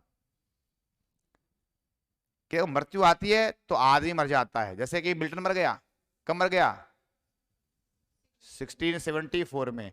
पर मिल्टन का शरीर मरा है, मिल्टन थोड़ी मरा है, वो पोएट आज भी जिंदा है। मिल्टन का पोएट अपने कृत्यों से, अपनी रचनाओं के माध्यम से आज भी क्या है, जीवित है। तो उसने जो कृतियां लिखी हैं उससे वो क्या हो गया है, हम जैसे इंसानों के जहन में जीवित है, उसका शरीर चला गया है। तो ये कह रहा है कि ये, लेकिन वो कौन से संभव कब है, ये उसके साथ संभव है, इसके पास कौन से वाला टैलेंट है, पोएटिक टैलेंट है। तो कह रहा है कि ऐसा वो टैलेंट जो पोएट्री वाला टैलेंट है, वो टैलेंट जो कि मौत से भी क्या रहता है, छुपा रहता है, यानी अनछुआ रहता है, मौत भी कुछ बिगाड़ नहीं पाती है, वो वाला टैलेंट लॉस्ड यानी कैप्ट, पड़ा हुआ है, कैप्ट विद मी यूजलेस, मेरे पास क्या हो गया है, यूजलेस हो गया है। यानी अंधेपन होने से मेरी वो सारी की सारी पोएट्री कंपोज करने वाली एबिलिटी क्या हो गई है, बेकार हो ली है, यूजलेस हो गई है। क्यों हो गई है, दिखाई पड़ता नहीं है तो लिख नहीं पाता हूं। दो, यद्यपि my soul more bent to serve there with my maker, my maker किसे कहा गया है, गॉड को। मैंने कल बताया था कि पोएट कैसा पोएट है, प्यूरिटन पोएट है। मिल्टन कैसा पोएट है, प्यूरिटन। और प्यूरिटन पोएट की क्या खास बात होती है, strong belief in religion, strong belief in God. और इसका रिलीजन में तो इतना ज्यादा विश्वास अप्रत्यक्ष दिखता है, पर सीधा कहां दिखता है, गॉड में। पूरी पोएम में ये वाली बात आप साफ साफ पाएंगे कि Milton has a firm unshakeable faith in God, अटूट दृढ़ विश्वास इसका किसमें है, ईश्वर में है। तो उसको पोएम में क्या कहा गया है, माई मेकर, मेरा बनाने वाला, मेरा निर्माता। ये एम ना दिख रहा है कैपिटल, तो ये कैपिटल इसलिए क्या, ये कॉमन वाला नहीं है, ये स्पेसिफिक गॉड को विशेष बनाया गया है कि ऐसा मेरे पास अंधे हो जाने से वो टैलेंट क्या पड़ा है, यूजलेस पड़ा है। दो, यद्यपि माई सोल मोर बेंट, लेकिन मेरी जो सोल है, जो मेरी अंतरात्मा है, मेरे जो मन के ख्याल है, वो क्या है, ज्यादा बेंट, ज्यादा इंक्लाइंड है, ज्यादा प्रवृत्त हैं, झुके हुए हैं। किधर झुके हुए हैं, टू सर्व देरविद। क्या मीनिंग होता है देरविद का, इसके द्वारा, किसके द्वारा, इस पोएटिक टैलेंट के द्वारा। तो मेरी सोल अत्यधिक इस बात के लिए प्रवृत्त है कि मैं सर्व करूं, यानी मैं सेवा करूं, यानी मैं कुछ समर्पित करूं, इसी चीज से, इसी पोएटिक टैलेंट के द्वारा मैं सर्व करूं माई मेकर, मानी उस रचयिता को, यानी कि मुझे बनाने वाले ईश्वर को मैं कुछ लौटाऊं। ईश्वर ने मुझे क्या दिया है, ईश्वर ने मुझे ये पोइट्री कंपोज करने का टैलेंट दिया है, तो मेरी अंतरात्मा जो है, मेरा जो मन है, वो अंदर से इतना ज्यादा इच्छुक है, प्रवृत्त है, इंक्लाइंड है, झुका हुआ विचार रखता है कि मैं इस पोएटिक टैलेंट से मेरे इस मेकर को कुछ क्या करूं, वापस सर्व करूं। And present my true account, और मैं मेरा वास्तविक जो अकाउंट है वो उसे वापस लौटा दूं। अकाउंट का मीनिंग हिसाब किताब। इसको यूं समझिए जैसे भाई साहब हमने किसी से कोई चीज ली और हमने उसको वापस दी, फिर ली, फिर दी, तो लिखा पढ़ी जो है वो हमारा क्या हो गया, अकाउंट। अब आपने किसी को कुछ दिया, या ये मतलब किसी ने हमें कुछ दिया, किसी ने हमें कुछ दिया और हमने उसे वापस नहीं लौटाया, तो हमारे वो चीज क्या बोल रही है, बकाया, ड्यू बोलती है। हमें उसे लौटाने पे हमारा अकाउंट क्या होगा, बैलेंस। अदरवाइज हमारे पे क्या है, ड्यू बोल रहा है। तो ये कह रहा है कि गॉड ने मुझे क्या दिया, पोएटिक टैलेंट दिया, तो भी गॉड के पार्ट पे तो क्या है, मेरे को कुछ ना कुछ दिया हुआ है, और मैंने उसे बदले में कुछ लौटाया अभी तक है नहीं। मैं सोच रहा था कुछ लिखूंगा, लौटाऊंगा, पर बोले अब तो लौटाऊं भी कहां से गा, अब तो मैं क्या हो चुका हूं, अंधा, अतः मैं लिख भी नहीं पा रहा हूं। इसलिए मैं मेरा वो ट्रू अकाउंट का हिसाब किताब क्या नहीं कर पा रहा, चुकता नहीं कर पा रहा, बैलेंस प्रॉपर नहीं रख पा रहा। और मेरी सोल, मेरी अंतरात्मा बड़ी इस बात को लेके दुखी है, और मैं चाहता मन से, मेरे मन से मैं ये चाहता हूं कि मैं मेरे उस मेकर को सर्व करूं, मेरा जो ट्रू अकाउंट है उसका बैलेंस उसे क्या करूं, वापस प्रेजेंट करूं, उसे वापस कुछ सौंपूं। और कैसे सौंप सकता हूं, कुछ लिख के सौंप सकता हूं, लेस्ट, अन्यथा क्या हो जाएगा, ही का मीनिंग कौन है, ये वही गॉड के लिए है, वो जो माई मेकर वो यहां पे ही कर दिया है। अन्यथा वो जो गॉड है, रिटर्निंग, वापस लौटने पर, मैं जब वापस लौटूंगा मरने के बाद, वापस जाऊंगा ईश्वर के पास, तो कहेगा अल्लाह बेटा तेरा हिसाब दिखा। उसने तो वहां खाते डाल रखे, और जो भी जाता है कहता है हाँ लाओ जी अकाउंटेंट साहब हिसाब लाओ, इस आदमी हमने क्या दिया था, इसने मैं क्या वापस लौटाया। बोले महाराज मिल्टन नाम का आदमी आया है, आपने से पोएट्री का टैलेंट दिया था कंपोज करने का, इसने पोएम भी लिखी कई सारी जब आंखें थी, लेकिन इसने आपके लिए कोई पोएम नहीं लिखी। बोले हैं, तो साले को कढ़ाई में डाल दो, गर्मा गर्म तेल में डाल दो, तल दो इसको, पकौड़े तल दो, रोजगार दे दो इसको, है ना। तो ऐसे रोजगार के साथ वहां लाइन लग सकती है। तो वो डर रहा है बेचारा मिल्टन, यहाँ पे क्या है, कांप रहा है कि सब मुझे डर लग रहा है कि अन्यथा गॉड क्या करेंगे, मेरे को वापस लौटने पे चाइल्ड वानी गुस्सा करेंगे, डांटेंगे, फटकारेंगे। और फिर देखिए यहाँ पे डबल कोमाज में यहां से यहां लिखा है, इसका यहां से मीनिंग है आई फॉन्डली आस्क, और फिर मैं, फॉन्डली मीनिंग क्या होता है, फुलिशली, और फिर मैं फुलिशली एक क्वेश्चन पूछता हूं, और फिर मैं एक फुलिश क्वेश्चन पूछता हूं। क्या फुलिश क्वेश्चन पूछता हूं, ये वाला, does God exact a labour light denied. ये जो एग्जैक्ट वर्ड है इसका क्या मतलब है,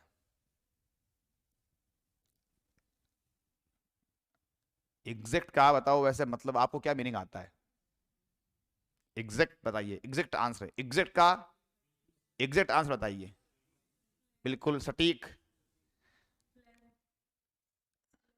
क्लेम। ओके, एग्जैक्ट का जो मीनिंग है वो मतलब पार्ट ऑफ स्पीच में एग्जैक्ट क्या है, noun, pronoun, adjective, verb, adverb, ऐसे। एडजेक्टिव सही जवाब है। एग्जैक्ट का मीनिंग क्या होता है, एडजेक्टिव होता है, एग्जैक्ट आंसर, सटीक उत्तर, परंतु यहां ऐसा नहीं है। यहां देखिए ये डज आपकी है, ये हेल्पिंग वर्ब है, ये गॉड महाराज है, ये क्या है, सब्जेक्ट है, और ये आपका क्या यहाँ पे क्या है, ये मैन वर्ब है। तो एग्जैक्ट यहाँ पे मैन वर्ब है और इसका मीनिंग वो सटीक वाला नहीं है, तो बिल्कुल एग्जैक्ट का सटीक जवाब नहीं दिया है आप लोगों ने। मैंने सवाल प्रश्न मीनिंग था कि आपको जो एग्जैक्ट जो रूटीन में हम जो बोलते हैं वो अलग ही अलग है। रूटीन में हम बोलते हैं एग्जैक्ट जवाब दीजिए, सटीक उत्तर दीजिए, यानी कि दैट इज एडजेक्टिव। पर यहाँ इसका एक दूसरा पार्ट ऑफ स्पीच का यूज हो रखा है, और यहाँ इसका मीनिंग होता है डिमांड करना, है ना, क्लेम। वो वाली बात तो ठीक है, क्लेम डिमांड एक ही होते हैं, पर वर्ब की बात है। तो आपने जो क्लेम बताया है वो बात तो जवाब ठीक है, उसका हम सिनोनिमस वर्ड डिमांड भी कह सकते हैं, पर हम वर्ब के रूप में समझने की बात करें उस अर्थ में ये है। तो यहाँ जो आपका एग्जैक्ट को मैं क्या बता रहा हूँ, उसका मीनिंग डिमांड करना। तो डज ए गॉड डिमांड, क्या गॉड डिमांड करता है क्या, डे लेबर की, कि तुमने दिन में क्या परिश्रम किया, क्या उसका हिसाब किताब लेता है क्या? और किन लोगों से? जिनको लाइट डिनाई करते, जिनको आंखें हैं साथ नहीं देती हैं, ऐसे अंधे हो चुके लोगों से भी क्या ईश्वर वापस लौटने पे हिसाब मांगता है क्या? जैसे मान लो आपने अपने घर पे किसी को लेबर पे काम पे छोड़ के चले गए, दिन में काम दे दिया, ये काम जो करना है, तुम शाम को जाओगे वापस, क्या करोगे? हिसाब मांगोगे, लाओ भैया बताओ तुमने क्या काम किया। अब उससे अगर आपके पास तरीका है भाई, अगर आपने मान लो निकाल रखा है, अगर एक आदमी 8 घंटे काम करता है और चिनाई करता है तो इतनी दीवार के चिन सकता है, तुमने फीते ना भी उसका उतना मीटर हिसाब किताब नहीं आया, इट मीन आपने दिन में क्या करा, काम नहीं करा। तो ऐसे ही गॉड ने मुझे क्या दिया है, पोएटिक टैलेंट की एबिलिटी दी थी। अब वो हिसाब में से मांगा जाते ही कि लाओ हिसाब पेश को, मिल्टन महाराज तुमने क्या लिखा मेरे लिए? बोले महाराज मैं तो कुछ लिख ही नहीं पाया। बोले क्यों? बोले महाराज आपको पता नहीं है मेरी आंखें चली गई थी, मंदा हो गया था। ड्रामेबाज ड्रामेबाज नाटक करता है, तल दो इसको। तो मुझे क्या लग रहा है, डर लग रहा है, इस डांट फटकार से मैं डरे जा रहा हूं।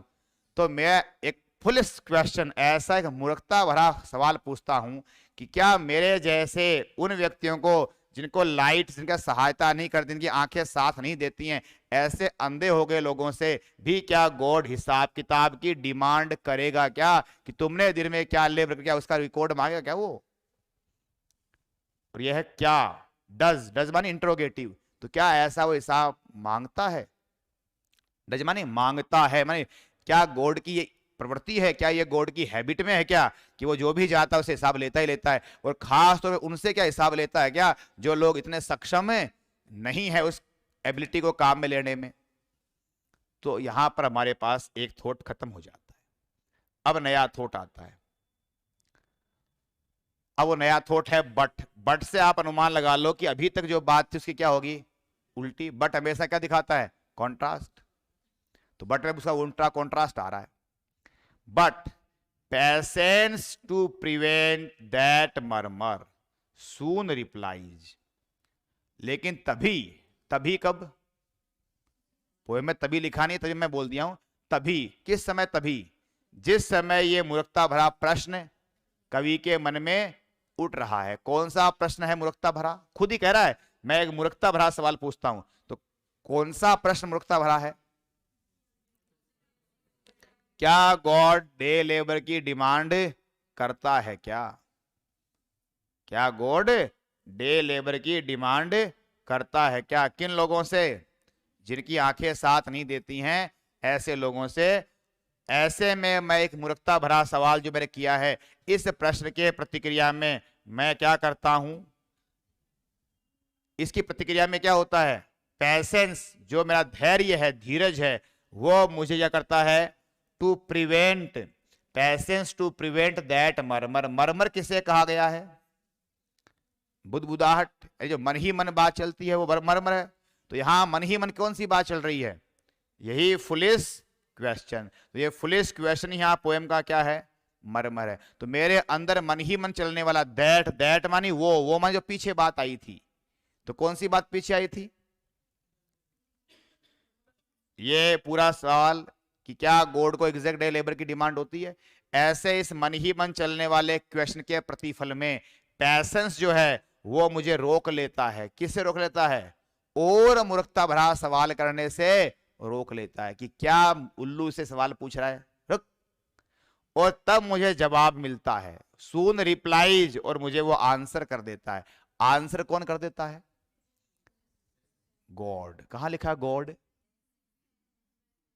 अबे ये वो बीए वाली क्लास थोड़ी है कि भाई साहब मर्जी से छाप के आना एग्जाम के अंदर। तुम्हारे हाथ में तब कलम होती है और छाप आओ। Who replies? God replies. Milton mother replies. कुछ भी छाप के आ जाओ चाहिए, क्योंकि उस सवाल के उत्तर को तुम्हारा जैसा अध्यापक में से पढ़ता ही नहीं है। अरे भाई बच्चे ने लिखा है, लिखा है तो कर दो पास, पास तो करना ही है। अभियान चल रहा है, सर्व शिक्षा अभियान। सर्व बीएड एमए धारी प्रोग्राम गवर्नमेंट ने चला रखा है। जो भी इस आईएएस एजुकेशन में आएगा सभी को क्रमोन्नत प्रोन्नत किए चले जाओ, अगले के उत्तर मत पढ़ो। सरकार ने हमें कह रखा है, गवर्नमेंट का आदेश है मौखिक। उस शिक्षा को बढ़ावा दो। कैसे दिया जाए? जो भी है इसी कॉपी पढ़ो ही मत। किसने सवाल पूछा? कोई पूछो, जवाब किसने दिया? कोई दो। तुम्हें तो क्या करना है? ठीक 55 नंबर दे दो बच्चे को, बच्चा खुश, 55% आए। बिना पढ़े हुए आए, क्या बात करता है तो। जब मैं पढ़ लूं तो देख कितने में नंबर आ सकते हैं मेरे। बिना पढ़े फर्स्ट डिवीजन आई है, इंग्लिश लिटरेचर में आई है। अब सोच, अगर मैं पढ़ना चालू कर दूं तो बाद में मैं ऐसे ऐसे उत्तर करना चालू कर देता हूं। यानी बिना पढ़े तो हमारे नंबर आ जाते हैं, पढ़ने के बाद तो पता है कि हमारे क्या आते हैं, नंबर नहीं आते। हकीकत उल्टी भी है। अगर तुम्हारी नोटबुक को जांच वाला पढ़ लेना तो नंबर 55 नहीं आते हैं, 5.5 आते हैं। बिना पढ़े 55 आते हैं, वो पढ़ते ही 5.5। और कई बार तो 5.5 भी नहीं आते हैं। कितने आते हैं? ऐसे आती है, 2 आंखें बनी हुई, घूरती रहती है बार बार वो। मेरे पास भी एक फोन आया पिछले दिनों, सर मेरे 4 पेपर दिए थे एमए के। एक में मेरे जो है 60 नंबर है, मतलब कुछ भी 60 जो भी थे अच्छे नंबर बताए कि सर 3 में तो अच्छे नंबर हैं, एक में 60 के आसपास है, 55 के आसपास, बढ़िया बढ़िया। सर एक में 00 नंबर है। सर पॉसिबल है क्या 00 नंबर भी आ जाए? सर आप बताओ संभव है कैसे? सर दोबारा कॉपी चेक करवा लो। मैं कहा सही बात तो यह है कि इसमें नंबर है ना 00 आए हैं, वो सही मूल्यांकन हुआ है, बाकी में तो इसने पढ़ा ही नहीं है, ऐसे दे दिया है। ऐसे हो भी सकता है क्या 00 आते हैं? मैंने कहा मैं हर साल जो है लगभग 00 देता हूँ। है क्या? सर आपने दिए दिखते हैं। मैंने नहीं, ऐसा मैं नहीं कह रहा हूँ, लेकिन 00 नंबर आ सकते हैं, ऐसी बात नहीं है। ये मत कल्पना करना कि तुम्हारे 3 पेपर में 60-65 नंबर आ गए हैं तो 00 आ नहीं सकते। पढ़ने पर 00 भी आ ही सकते हैं। क्यों बात कही गई है? तो यार पोएम कह रही है पेशेंस सून रिप्लाईज, तो गॉड कहां से आ गया? गॉड तो रह गया ऊपर ही। अब गॉड की बात नहीं चल रही है। जवाब कौन दे रहा है? पैसेंस ने मुझे इस मूर्खता भरे सवाल से रोक लिया और पैसेंस मुझे जल्दी ही जवाब देता है। क्या जवाब देता है? अब ध्यान करना, इस डबल कोमा से जवाब चालू होगा, इस डबल कोमा पे यहाँ पे ये जवाब से कोमा यूं थी, थोड़ी प्रिंट गड़बड़ हुई है, और यहां तक ये बंद होगा। मुंह उल्टा लगा हुआ है प्रिंटिंग में, देखना डबल कोमा जो क्लोजिंग नहीं थी वो उल्टी लग गई है। ये कोई मेरे यहां से त्रुटि मिस्टेक में हुई है। तो इस डबल कोमा से सवाल चालू होता है, यहां पे क्या होता है? ये बंद होता है। तो आप एक बड़ी सिंपल सी बात समझना, एडवांस में मीनिंग समझने उसके पहले, ये पूरी पोयम एक Q&A है, क्वेश्चन एंड आंसर है। यहां पे आपका क्वेश्चन है, आई फॉन्डली आस्क। ये जो डबल कोमा में लिखा हुआ है ये तो हमारा क्या है? क्वेश्चन। क्वेश्चन तो है छोटा, एक पंक्ति में ही है, और आंसर है यहां से चालू होता है गॉड से और कहां खत्म होता है? वेट पर। डबल कोमा जिस बात को प्रमाणित करती हैं, ये पूरा पूरा तुम्हारा क्या है? रिप्लाई है, आंसर है जो डबल कोमाज में है। ये जो आपने क्वेश्चन पूछा है डबल कोमा में कोट मार्क में, वो तो पूछने वाला कौन है? पोएट खुद। किससे पूछ रहा है? गॉड से। किससे पूछ रहा है? अरे खुद से ही तो कर रहा है। मरमर मन ही मन सवाल चल रहा है, तो पोएट मन ही मन खुद से ही एक सवाल करता है। और क्या सवाल कर रहा है?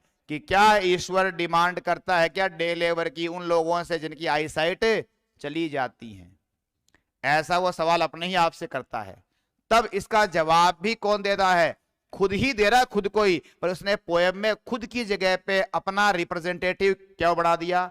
धैर्य को बना दिया। तो लिटरेरी भाषा में ये चीज क्या हो गई है? पर्सोनिफिकेशन हो गया है। कि सवाल करना, जवाब देना, ये काम तो किसके होते हैं? इंसान के।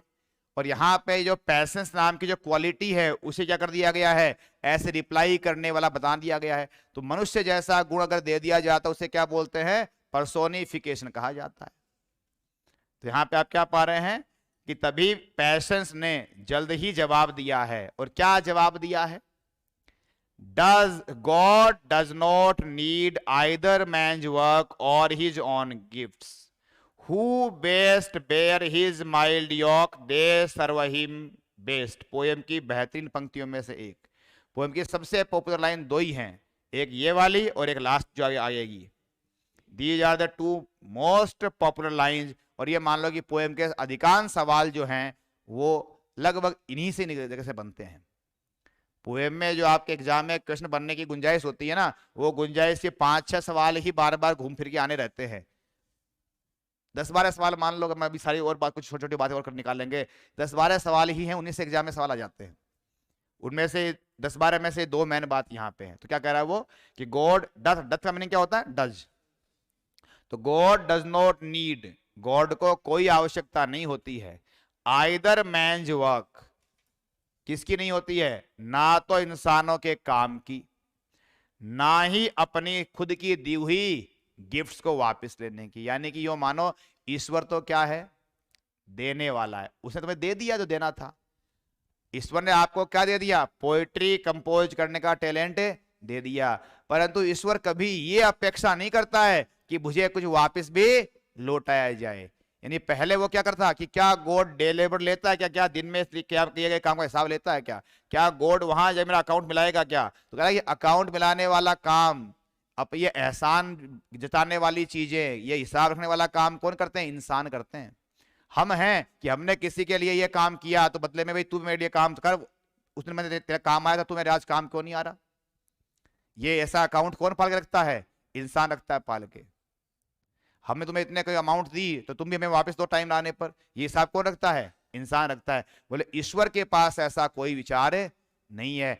God does not need, God को कोई आवश्यकता नहीं है, आइदर मैन्स वर्क, ना मनुष्य के किसी काम की आवश्यकता है, और हिज ऑन गिफ्ट्स, ना अपने द्वारा दी गई गिफ्ट्स को वापस लेने की आवश्यकता है।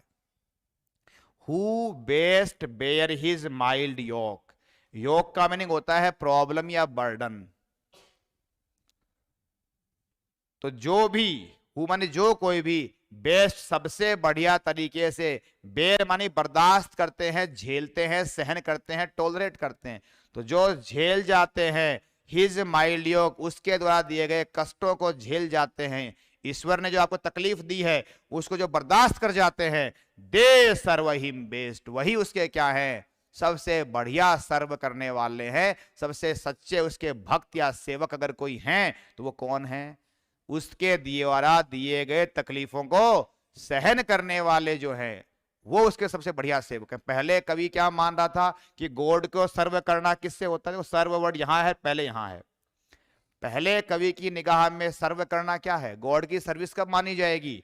If he serve there with, इस टैलेंट के बदले में कुछ लिख के देगा तब मानी जाएगी। तो पहले कवि के दिमाग में यह विचार है कि भाई अगर मैं उस टैलेंट को यूज नहीं लूंगा, अगर उसको मैं यूजलेस छोड़ दूंगा, उसे बदले में कुछ लिख के नहीं दूंगा, तो इससे क्या हो जाएगा? ईश्वर मुझसे नाराज हो जाएगा, जाते मुझे क्या करेगा? चाहे डांट फटकार लगाएगा, मेरा हिसाब किताब लेगा तो मेरा हिसाब किताब तो क्या है, मैंने कुछ लौटाया हुआ नहीं है, खाली बोलेगा। ऐसे में बड़ा डरा हुआ है, भयभीत है, तब ये बात सवाल उसके मन में उठ रहे हैं। तब उसके अंदर से आवाज आती है, धैर्य ने उसका जवाब दिया, खुद ने ही खुद जवाब दिया कि अरे मिल्टन, क्या मूर्खता भरा सवाल पूछता है। तब कहा मेरा सवाल भी कैसा है? मूर्खता भरा है। कि क्या मूर्खता भरा सवाल पूछता है? ईश्वर जो है वो ना तो मनुष्य के द्वारा किए गए कामों की अपेक्षा करता है, ना ही वो अपने द्वारा दी गई गिफ्ट्स को वापस लेने की अपेक्षा करता है। वह तो ईश्वर क्या है? Who best bear his mild yoke, जो उसके द्वारा दिए गए कष्टों को बढ़िया से क्या कर जाते हैं? बेर झेल जाते हैं। उनको क्या करता, उनको क्या मानता है? सबसे बढ़िया सच्चा सेवक मानता है। ईश्वर की सेवा दे मानी वो लोग, मानी हम सब लोग, इंसान। तो वह मनुष्य, वे मनुष्य उसके सच्चे सेवक हैं, वे सबसे बढ़िया सेवा करने वाले हैं जो उसके द्वारा दिए गए कष्टों को झेल जाते हैं।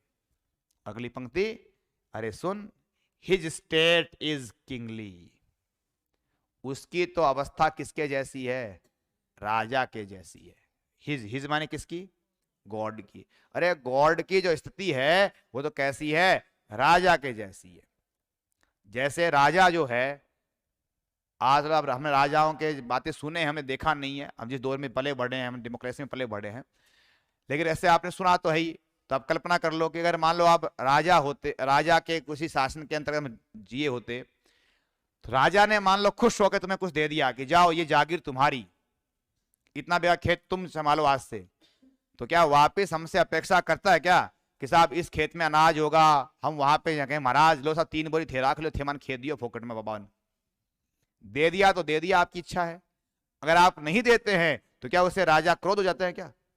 कि राजा ने जब तुम्हें कुछ दिया होता है ना, तब उसने कोई आपसे ऐसी अपेक्षा नहीं की होती है, वो कोई हिसाब किताब लगाने नहीं बैठता है। अगर आपने कुछ ले जाके दे दिया तो ठीक है, कोई बात नहीं, और नहीं देते हो तो वो आपसे ऐसी कोई एक्सपेक्टेशन नहीं करता है। तो ये वाली कहानी चल रही है कि पहले कवि को लग क्या रहा है, मिलटन को लग रहा है कि गॉड मेरे से क्या कर रहा होगा, एक्सपेक्ट कर रहा होगा, उम्मीद लगा के बैठा होगा कि भाई तूरे को हमने पोएट्री लिखने का, कंपोज का तेरे टैलेंट दिया, तो तूने फिर हमारे गुणगान में कुछ लिखा क्यों नहीं? तूने कविताएं लिखी, किसी प्रेमिका पे लिखी होगी, हवा पे लिखी होगी, पानी पे लिखी होगी, मृत्यु पे लिखी होगी, हजार बिंदु पे लिखी होगी, तू एक कविता लिखता मेरे ऊपर ऐसा। और मैं बोला अभी तक अवंदा हो लिया हूं, अभी तक मैंने वो कैसा काम किया नहीं, मैं बिना गॉड के दाएं बाएं कविता लिखते रहा हूं। मैंने सोचा तो था कि मैं कविता लिखूंगा, पर वो लिखूंगा लिखूंगा करता रहा, इसके पहले मैं क्या हो गया, अंधा हो गया। अब मेरे को डर लग रहा है कि मैं जब वापस लौटूंगा तो मेरे को जब हिसाब किताब मिलाएंगे तो भगवान जी मुझे डांट लगा देंगे। तो अंदर से आवाज आई कि नहीं, ऐसा कुछ नहीं है, तेरा ये सवाल तेरे जो मन में है ये तेरा भ्रम है, ईश्वर की ऐसी तुमसे कोई एक्सपेक्टेशन नहीं होती है। गॉड डज नॉट एक्सपेक्ट, मान लो does not need money, God हमसे ऐसी कोई आवश्यकता नहीं करता है, गॉड ऐसे हमसे कोई अपेक्षा नहीं करता है कि मनुष्य है वो उसे कुछ करके देगा। अरे वो तो दुनिया को करने वाला है, वो तो दुनिया का कर्तव्य करता वो है, हम उसके लिए क्या करने वाले हैं, हम नाचीज तुच्छ आदमी। गॉड जो है अपने द्वारा दी गई गिफ्ट्स के बदले में कुछ वापस हमसे चाहता नहीं है। हु बेस्ट बेर हिज माइल्ड योक, जो ईश्वर द्वारा दिए गए कष्टों को, योक मानी बर्डन को, प्रॉब्लम को अच्छे से अच्छे तरीके से झेल जाते हैं, वही उसके क्या हैं, सबसे बढ़िया बेस्ट सर्विस करने वाले वही हैं। बेस्ट जो झेल जाए वही बेस्ट सर्विस करने वाला है। हिज स्टेट इज किंगली, अरे गॉड की अवस्था तो कैसी है, राजा के समान है। Thousands at his bidding speed and post over the land and ocean without rest. Thousands at his bidding speed, हजारों जो हैं, कल्पना करना राजा जी का दरबार है, सामने राजा जी के जो भी नौकर चाकर सेवक संतरी मंत्री जो भी उसके मातहत आते हैं वो लोग खड़े हैं। राजा जी ने एक मान लो ऐसे कहा अंगूर लाओ, यस महाराज अभी ला देते हैं, चाहे अंगूर उस मौसम में नहीं आए, एक मान थोड़ी करेंगे महाराज अंगूर तो मिलते ही नहीं है। बोले मुझे क्या पता, अंगूर मुझे तो अंगूर चाहिए, यहां नहीं मिलते तो जहां मिलते वहां से लाओ। इस समय दुनिया में किसी भी कोने में चीज मिलती होगी, मुझे नहीं पता, वो ला के दो। इसलिए उसके जो वहां पे काम करने वाले हैं वो कभी काउंटर सवाल करते नहीं हो, क्या कहते हैं यस सर, यस सर, जी हुजूर, जी हुजूर, हाँ हुकुम, हाँ हुकुम, ये करते रहते हैं। तो कह रहा कि थाउजेंड, हजारों उसके पास नौकर चाकर हैं, किसके पास हैं, उस गॉड जैसे राजा के पास। तो ईश्वर रूपी उस राजा के पास तो क्या है, हजारों उसके पास काम करने वाले नौकर चाकर हैं। एट हिज बिडिंग, बिडिंग माने ऑर्डर, मुंह से आदेश निकलने के साथ ही स्पीड से, तेज रफ्तार से जो पोस्ट पार कर जाएंगे, क्रॉस कर जाएंगे ओवर लैंड एंड ओशन, जमीनों को, महासागरों को पार कर जाएंगे। अगर कोई चीज अफ्रीका में मिलती है, फटाफट लो साहब जमीन को पार करो, महाद्वीप पार कर जाओ, आइलैंड पार कर जाओ, पानी पार कर जाओ, रेगिस्तान पार कर जाओ, किसी भी जगह से कुछ लाके देनी पड़ेगी तो फटाफट वो क्या है लाने के लिए उसके पास तत्पर रहने वाले हैं। अब वैसे तो कोई राजा है नहीं गॉड, तो ये हमारे पास एंजल्स हैं, देवदूत हैं और हैं, तो कोई भी उसका काम क्या करने के लिए फटाफट रेडी मिल जाते हैं। विदाउट रेस्ट, बिना आराम किए हुए कोई भी इस काम को करने के लिए क्या है, तैयार हैं।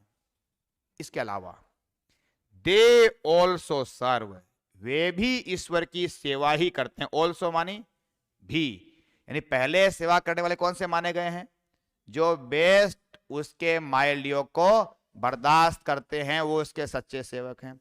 इसके अलावा दे ऑल्सो सर्व, वे भी ईश्वर की सेवा ही करते हैं। Who only stand and wait, जो केवल क्या करते हैं, खड़े रहते हैं और इंतजार करते हैं, जो ओनली स्टैंडिंग और वेटिंग की मुद्रा में होते हैं। इसका क्या मतलब है, जो खड़े हैं, वेट कर रहे हैं। इसमें भगवान की सेवा हो रही है यार, ये कैसे हो रही है? तो यानी अंधा हो गया इसलिए कुछ करना तो है नहीं, तो खड़े रहो आंखें बेस वैसे, क्या का वेट कर रहा है? हमारा ये सवाल है पेपर में कि साहब ये वेट कौन कर रहे हैं? पहली बात तो खड़े हैं ना, हाँ बहुत सही कह रही है ये बात वहीं की है। ये सारी बात समझ में तब आएगी जब आप इस वाली बात को समझे। कौन सी वाली बात समझेंगे? किंग वाली बात को। ये सारी जो लाइन है वो किंग वाली कहानी से जुड़ी हुई है। क्या कहा गया इसमें? यहां पे कहा गया है कि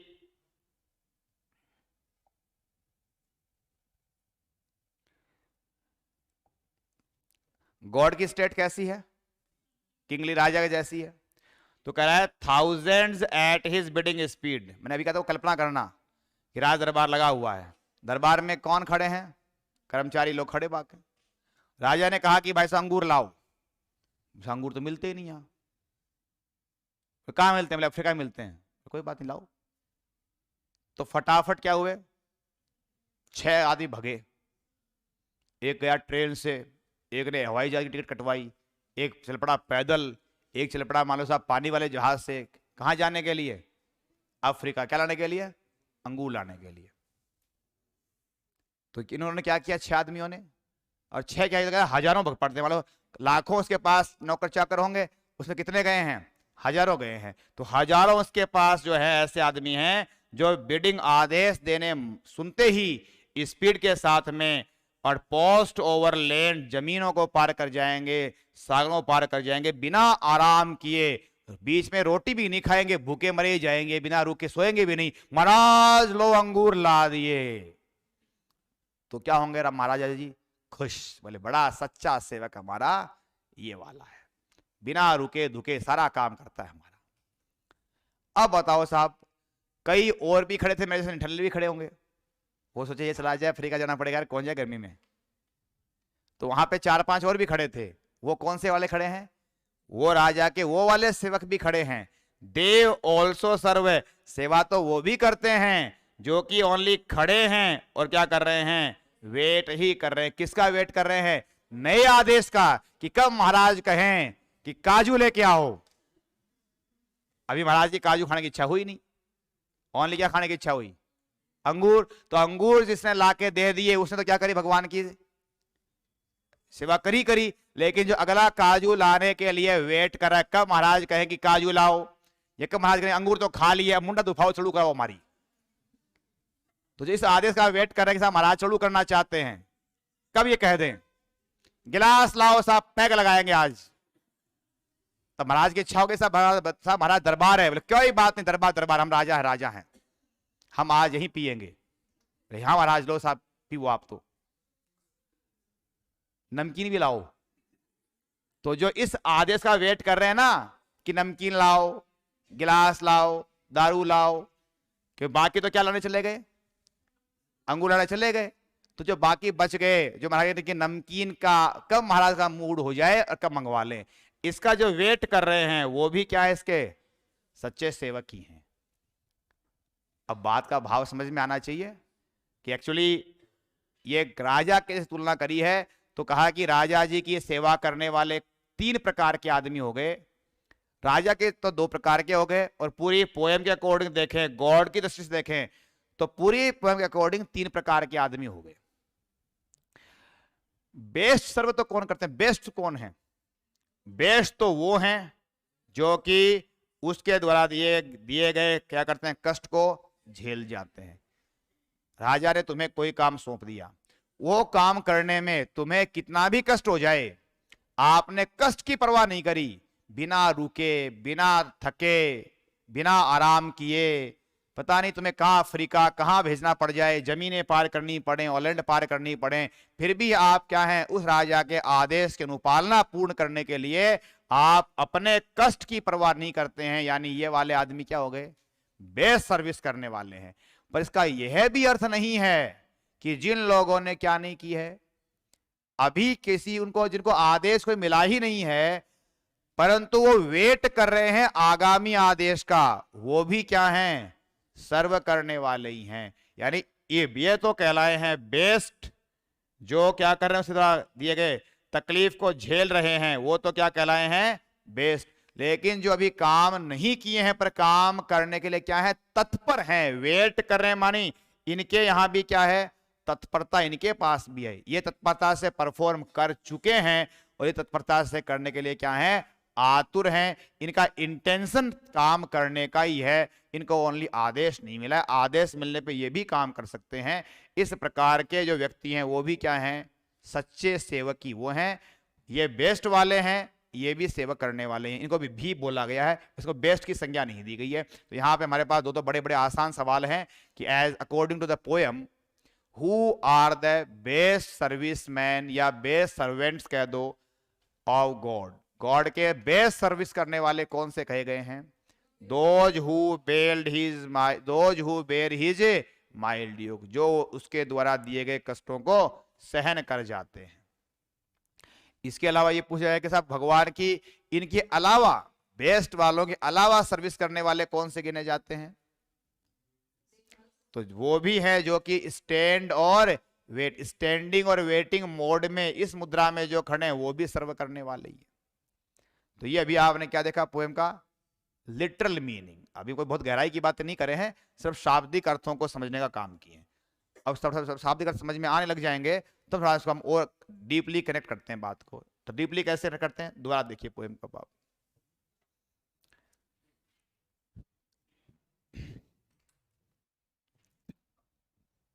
अब थोड़ा सा शब्दों से बाहर के मीनिंग देखते हैं,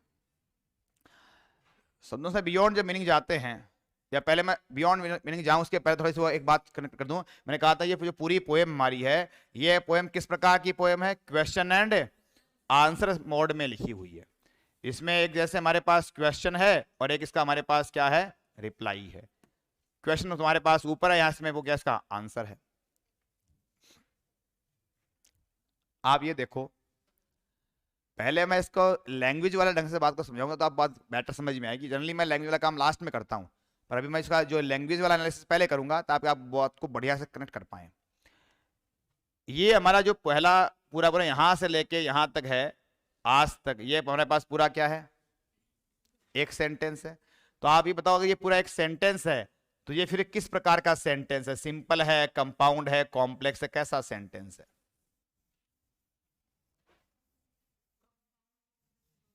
कंपाउंड कॉम्प्लेक्स दोनों है। अब मान लो आपको दोनों का विकल्प नहीं हो, कोई एक ही चुनना पड़े तो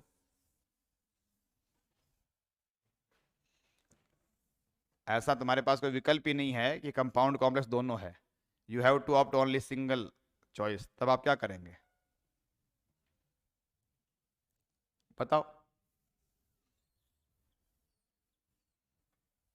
नहीं, देखिए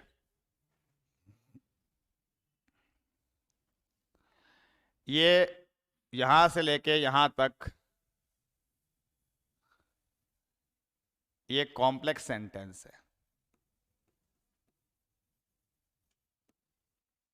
अगर कॉम्प्लेक्स सेंटेंस है तो उसमें फिर क्या होगा, कोई एक मैन क्लोज होगा और उसमें बाकी क्या होगा कोई ना कोई सबऑर्डिनेट क्लोज होगा। तो उसका मैन क्लोज वाला सेगमेंट कहाँ है,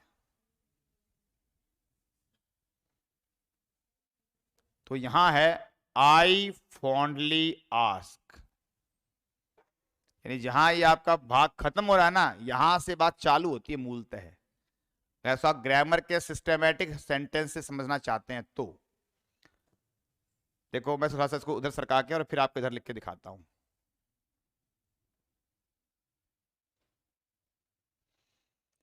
ये हमारे पास पूरा का पूरा जो सेंटेंस है वो कैसे होता है, ये ऐसे होता आई फॉन्डली आस्क। क्या पूछता है कवि, ये बात पूछता है, कौन सी बात पूछता है, does God exact day labour light denied, यही पूरी कहानी पूछी है।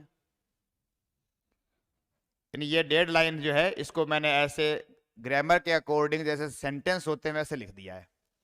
इसमें आप पाएंगे आई क्या है, सब्जेक्ट है, मैं और आस्क मानी मैं पूछता हूं, और मैं पूछता हूं तो क्या पूछता हूं, ये पूरी बात पूछता हूं। क्या ईश्वर को जिनकी आईसाइट काम नहीं करती है उनसे भी डे लेबर की डिमांड रहती है क्या? ये पूरी बात पूछी जाती है। ये पूरी की पूरी आस्क वाली ट्रांजिटिव वर्ब का क्या हो गया? ऑब्जेक्ट हो गया। और ये जो पूछी जाती है तो कैसे पूछी जाती है? फॉन्डली पूछी जाती है। ये पूछने का क्या हो गया? मैनर। कैसे पूछी गई है? मूर्खता भरे तरीके से पूछी गई है। ओके जी। अब ये बात पूछी गई है, यानी ये इसको मॉडिफाई कर रहा है, क्या हो गया? वर्ब को मॉडिफाई करने वाला क्या हो गया? एडवर्ब। अब अगला प्रश्न है, ये जो पूछा गया है वो कब पूछा गया है? मैं पूछता हूं। कैसे पूछता हूं? मूर्खता भरे तरीके से पूछता हूं। क्या पूछता हूं? यह प्रश्न पूछता हूं। कौन सा प्रश्न? कि क्या गॉड को डे लेबर की आवश्यकता होती है क्या? अगला है, ये ऐसा प्रश्न कब पूछता है?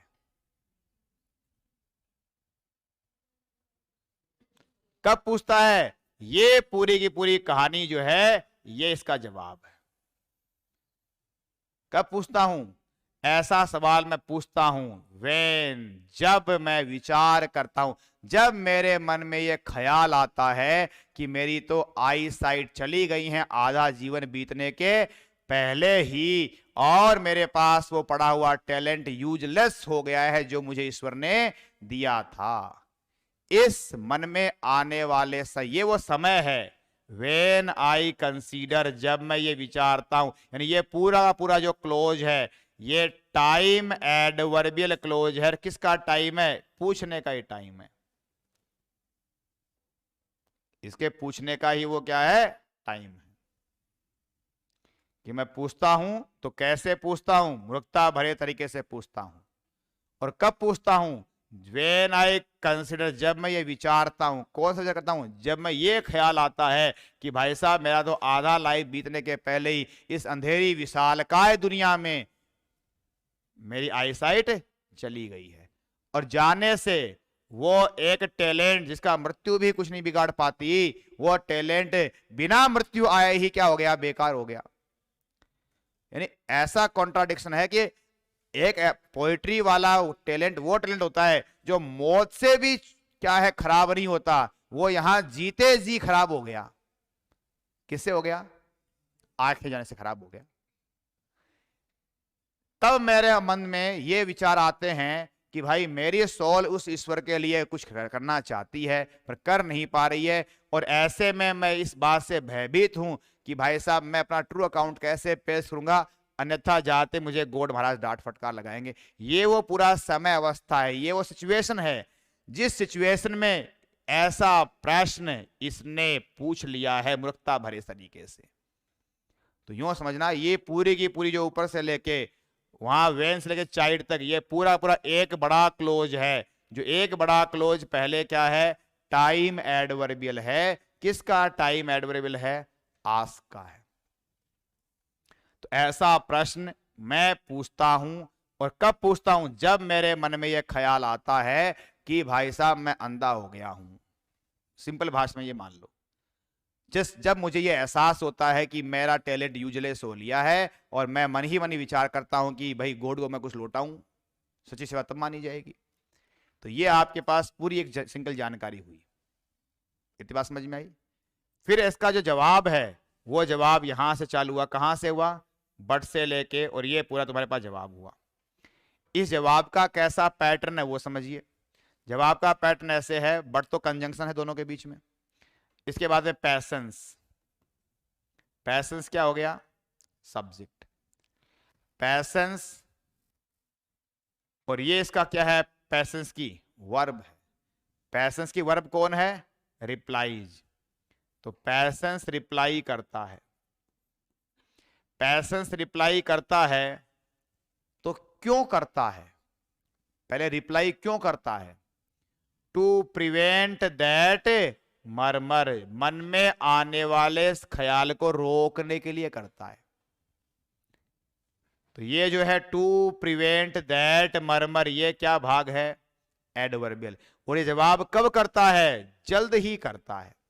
यानी हमारे पास यहां पे क्या क्या लिखा हुआ है, पैसेंस के बाद में ये जो लिखा है टू प्रिवेंट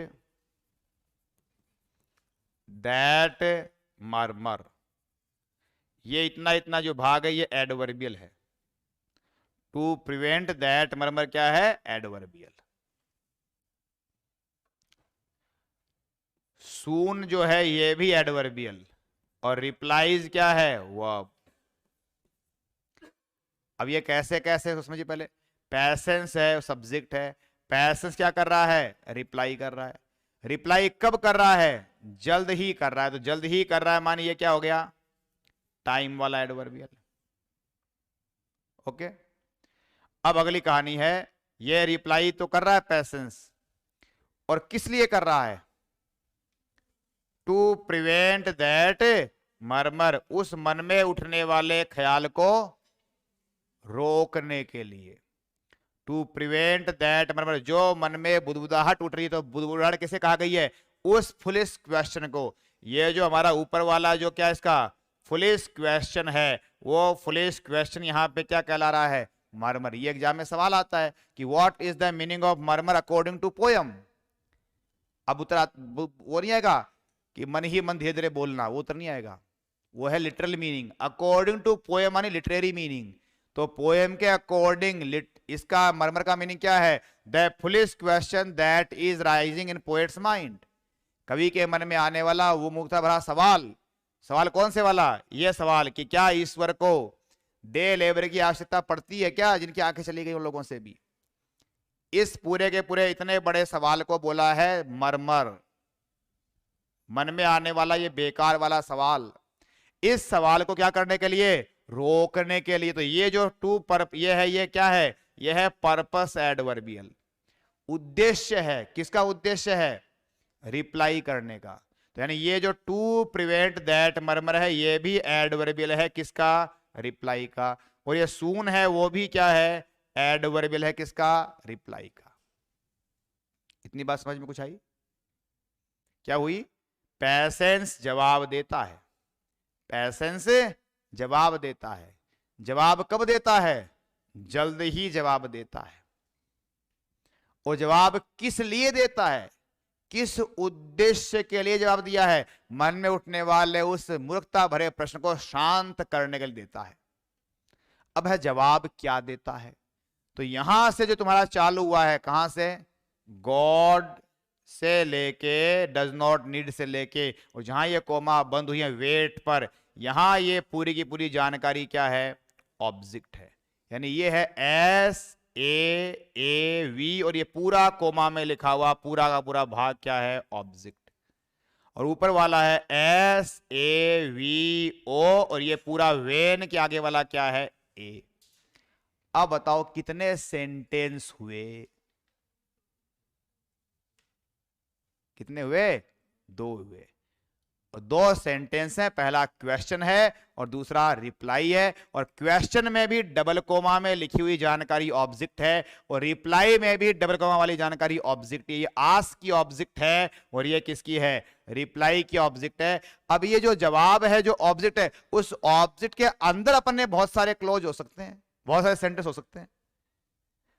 यानी ये जो आप यहां गिन रहे थे ना, ये गॉड से लेके और कहां तक है, बेस तक है, ये हिज से लेके और कहां तक है, किंगली तक है, ये 1000 से लेके और कहां तक है, वेट तक। ये सारे के सारे इस रिप्लाई का ऑब्जेक्ट ही है, और रिप्लाई हमारी मैन क्लोज की मुख्य चीज है। बात समझ में कुछ आई।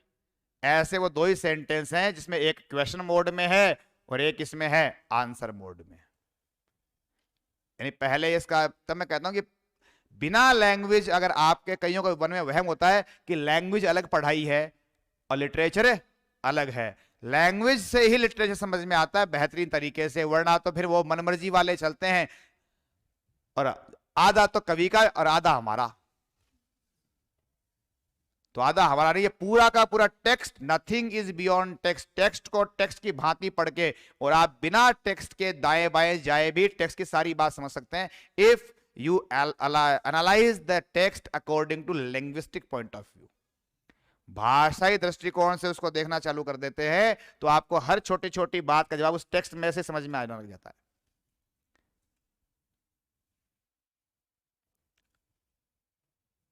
तो हम बात को समझने वापस, तो हमारे पास यहां से बात चालू होती है सिस्टमेटिकली कि मैं एक मूर्खता भरा प्रश्न पूछता हूं। क्या प्रश्न पूछता हूं? डथ मानी डज, क्या ईश्वर को डिमांड रहती है डे लेबर की, यानी दिन में दिए गए काम का हिसाब वापस बदले में मांगने की, लेबर कितनी करी, और उन लोगों से रहती है क्या जिनको आई साइट क्या करती है, रोक देती है, ऐसे लोगों से। ऐसा सवाल मैं कब पूछता हूं? जब मैं ये विचार करता हूं कि कैसे मेरी लाइट यानी आई साइट बीत गई है, मेरा आधा जीवन बीतने पे पहले पहले ही, यानी मेरी 50 साल की उम्र से पहले पहले ऐसा हो चुका है, और अब मुझे दुनिया क्या लग रही है, अंधेरी, और क्या लग रही है, वाइड, विशालकाय लगने लगी है। एंड दैट, और ऐसा होने से मेरा वो एक टैलेंट मेरे पास जो डेथ से भी क्या रहता है, अनछुआ रहता है, इसको मृत्यु भी इसका कुछ बिगाड़ नहीं पाती है, वो बिना मृत्यु आए ही क्या हो गया, बिगड़ गया, यूजलेस पड़ा रह गया है। हालांकि, दो मानी हालांकि, यद्यपि मेरी सोल यानी मेरा मन जो है अंदर से, आंखें तो काम नहीं कर रही, पर अंदर से विचार जो मेरे इंटेंशन है, मेरा इरादा अभी भी नेक ही है।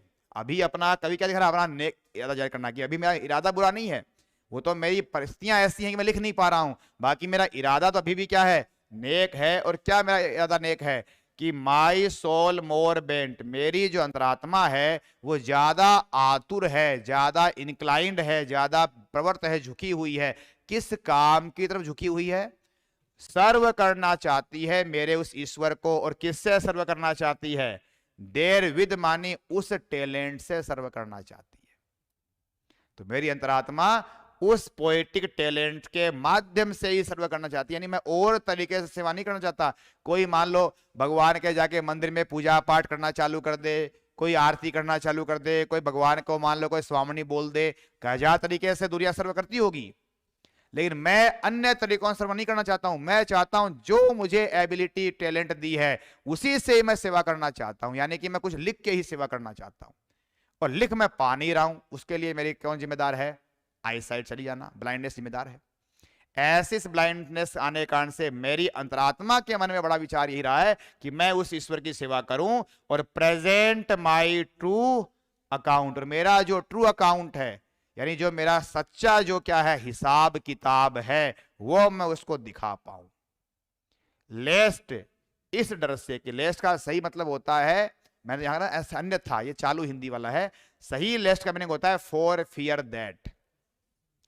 लेस्ट जो कंजंक्शन होता है, और लेस्ट कंजंक्शन का अगर हम आसान दूसरे शब्दों में मीनिंग समझें तो वो क्या होता है, फॉर फियर दैट, इस भय से की। और मुझे क्या भय सताता है, मुझे भय सताता इस भय से, इस भय से मैं ये मूर्खता भरा सवाल कर लेता हूं, कौन से वाला, कि ही वो गॉड रिटर्निंग, वापिस लौटने पे मुझे क्या कर देगा, डांटेगा। तो वापिस लौटे मुझे डांट न लगा दे, सही हिंदी ऐसे होती है, इस भय से कि मुझे मेरे वापिस लौटने पर वह ईश्वर मुझे क्या नहीं कर दे, डांट न लगा दे। बात समझ में आई?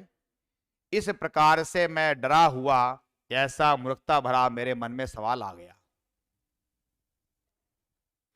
लेकिन तभी मेरा क्या अंदर से आवाज दिया, पैशंस ने कहा रुक, प्रिवेंट, रोक दिया। किस रोक दिया? इस मूर्खता भरे सवाल को रोक दिया, इस मन में उठने वाली बुदबुदाहट को रोक दिया कि क्या बावड़े सवाल करता है।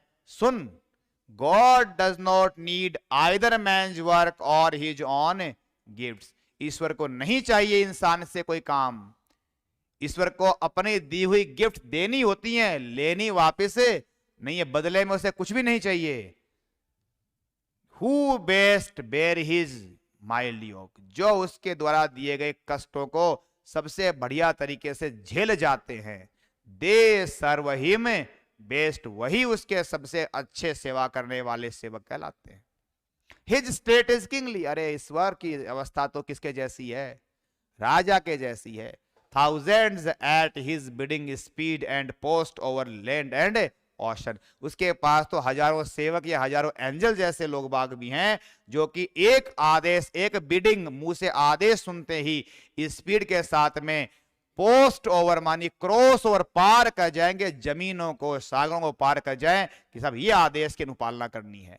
इसके ऐसे उसके पास तो तत्पर आदेश को मानने वाले हजारों लोग हैं, इसलिए वो ऐसा गॉड हम जैसे इंसानों से क्या काम की अपेक्षा करेगा। They also serve who stand and wait. और ऐसी स्थिति में जिनको आदेश नहीं मिला है कोई काम करने का, जिनको अभी तक गॉड ने कोई आदेश दिया नहीं है, लेकिन जो अंदर से क्या है, इच्छुक हैं आदेश की पालना करने के लिए। जैसे अभी तेरी अंतरात्मा क्या है, बेंट मानी इंक्लाइंड है कि मैं कुछ लिखूं, यही अपने आप में स्टैंडर्ड वेट वाली कहानी है। यही इस बात का प्रमाण है कि तेरी इरादे नेक हैं।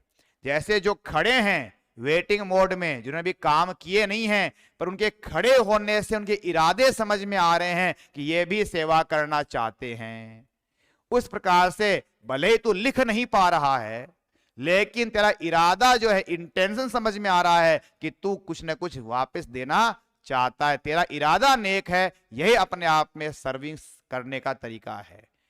सर्विस करने का तरीका ये भी है, यानी ये मानो कि जो पोएट है वो तो दोनों भूमिकाओं में है, बेस्ट वाली में भी है और किस में है, स्टैंड और वेट वाले में। बताओ बेस्ट कैसे है, स्टैंड दोनों में कैसे है।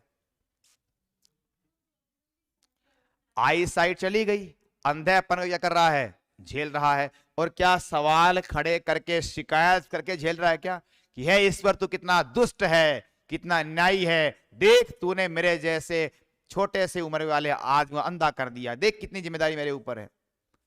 एक तो आदमी ऐसा हो कि आपके कष्ट आ जाए, तो हमारी दो प्रकार की क्या हो सकती हैं प्रतिक्रियाएं। पहली कौन सी हो सकती है कि ईश्वर तो किसी काम का नहीं है, तू तो घोर क्या है, तेरे आंखें पट्टी बंधी हुई है, तूने मेरे जैसे अच्छे कर्म करने वाले आदमी को, मैं इतने सालों से बाइबल की गुण गा रहा हूं, मैं चिल्ला रहा हूं बाइबल को मानो, प्यूरिटन वे में विचारधारा फैला रहा हूं, मैं तेरे ही अनुकूल विचारों को फैलाने के लिए काम करता रहा हूं, और तूने मुझे क्या दे दिया, अंधापन दे दिया। एक तो ये दृष्टिकोण हो, कैसे वाला, शिकायती लहजे वाला, कंप्लेनिंग मोड वाला। और एक ऐसा दृष्टिकोण हो कि चाहे कुछ भी हो जाए, चाहे मैं अंधा हो गया हूं, लेकिन फिर भी मैं क्या करूंगा, इंतजार करूंगा, गॉड मुझे जैसे भी मुझे कोई आदेश देगा, जैसे मुझे कोई काम सौंपेगा, मैं मेरी क्षमता अनुसार अंधेपन में जैसा होगा वैसा कर दूंगा। इससे आपकी इरादा नेक है ये समझ में आती है। तो गॉड के द्वारा दिए गए माइल्ड योक मानी दिए गए कष्टों को झेलना सबसे बेस्ट सर्विस है। क्या पोएट ब्लाइंडनेस रूपी माइल्ड योक को झेल रहा है कि नहीं झेल रहा है, शिकायत कर रहा है क्या ना, वो तो ईश्वर में अपनी आस्था तोड़ रहा है या वापस मजबूती कर रहा है, मजबूती बनी जा रही है। तो गॉड में इसकी आस्था अटल अटूट दृढ़ है, उसको स्ट्रेंथनिंग ही दी जा रही है, उसके शिकायती लहजे में कोई भाव नहीं है। इट मीन्स गॉड जो मिल्टन है वो किसकी भांति है, बेस्ट सर्विस करने वालों की भांति दिए गए तकलीफ यानी ब्लाइंडनेस को झेल रहा है। साथ ही साथ मिल्टन जो क्या है, जो खड़े रहते हैं वेटिंग मोड में, स्टैंडिंग मोड में, उस जैसा भी है। वैसा कैसे है, वो यहां समझ में आ रहा है कि जैसे खड़े रहने वालों की हमें क्या समझनी होती है, इंटेंशन। उनका काम तो उनसे कुछ करवाया नहीं, अतः उनके हमारे वो काम के रिकॉर्ड में क्या मिलेगा, नील। ये मान लो आपने थाउजेंड्स उसके पास सर्वेंट होते राजा के पास, उसने देखा बंटी सिंह, हाँ जी इसने अंगूर लेके आया था, ये संता सिंह साहब ये बोतल लाया था आपके लिए, बंता सिंह वैसा नमकीन लेके आया था आपके लिए, बोले साहब मिल्टन, बोले साहब कुछ नहीं किया इसने। तो बोले क्या, वैसा चुपचाप खड़ा है और वेट करा था कब आधे से, बोले फिर कोई बात नहीं है, अच्छा आदमी है, ये भी अच्छा आदमी है। इट मीन्स इसका इरादा नेक है, भले इसको अभी कोई काम मिला नहीं होगा, तो भले ही ये कुछ लिख नहीं पाया होगा, पर इसकी अंतरात्मा बड़ी प्रवृत्त है कि मैं कुछ सौंपूं करके, इससे इसकी हमें अच्छे इरादे समझ में आ रहे हैं। इट मीन्स ये क्या हैं, ये स्टैंडिंग और वेट वाली मुद्रा में है, यानी कि ये सोल के द्वारा इनके नेक इरादे समझ में आ रहे हैं। अतः मिल्टन दोनों प्रकार के सर्विस करने वालों की श्रेणी में अपने आप को विचारों से समझा रहा है कि मैं बेस्ट वालों में भी हूं और मैं उनमें भी हूं जो स्टैंड और वेट में है। उनके इरादे समझे जाते हैं, वैसे कर्म देखे जाते हैं। कर्म कैसे?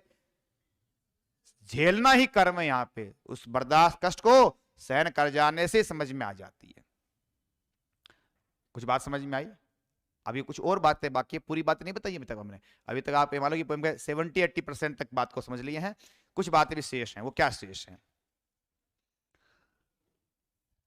ये पोएम का जो स्ट्रक्चर वगैरह समझ में आ गया ना पूरा? अब देखो थर्ड नंबर की लाइन ले लेते हैं। थर्ड नंबर की लाइन लॉस्ट वाली, सॉरी दैट वन टैलेंट वाली। क्या बताएं पहले आप बताओ, इसमें बताना क्या है? मैं तो वापस वही बात बोलूंगा, वो टैलेंट यानी मृत्यु से छुपा हुआ। मृत्यु से जो क्या रहता है, हाइड माने छुपा रहता है। मृत्यु से छुपा कैसे रहता है?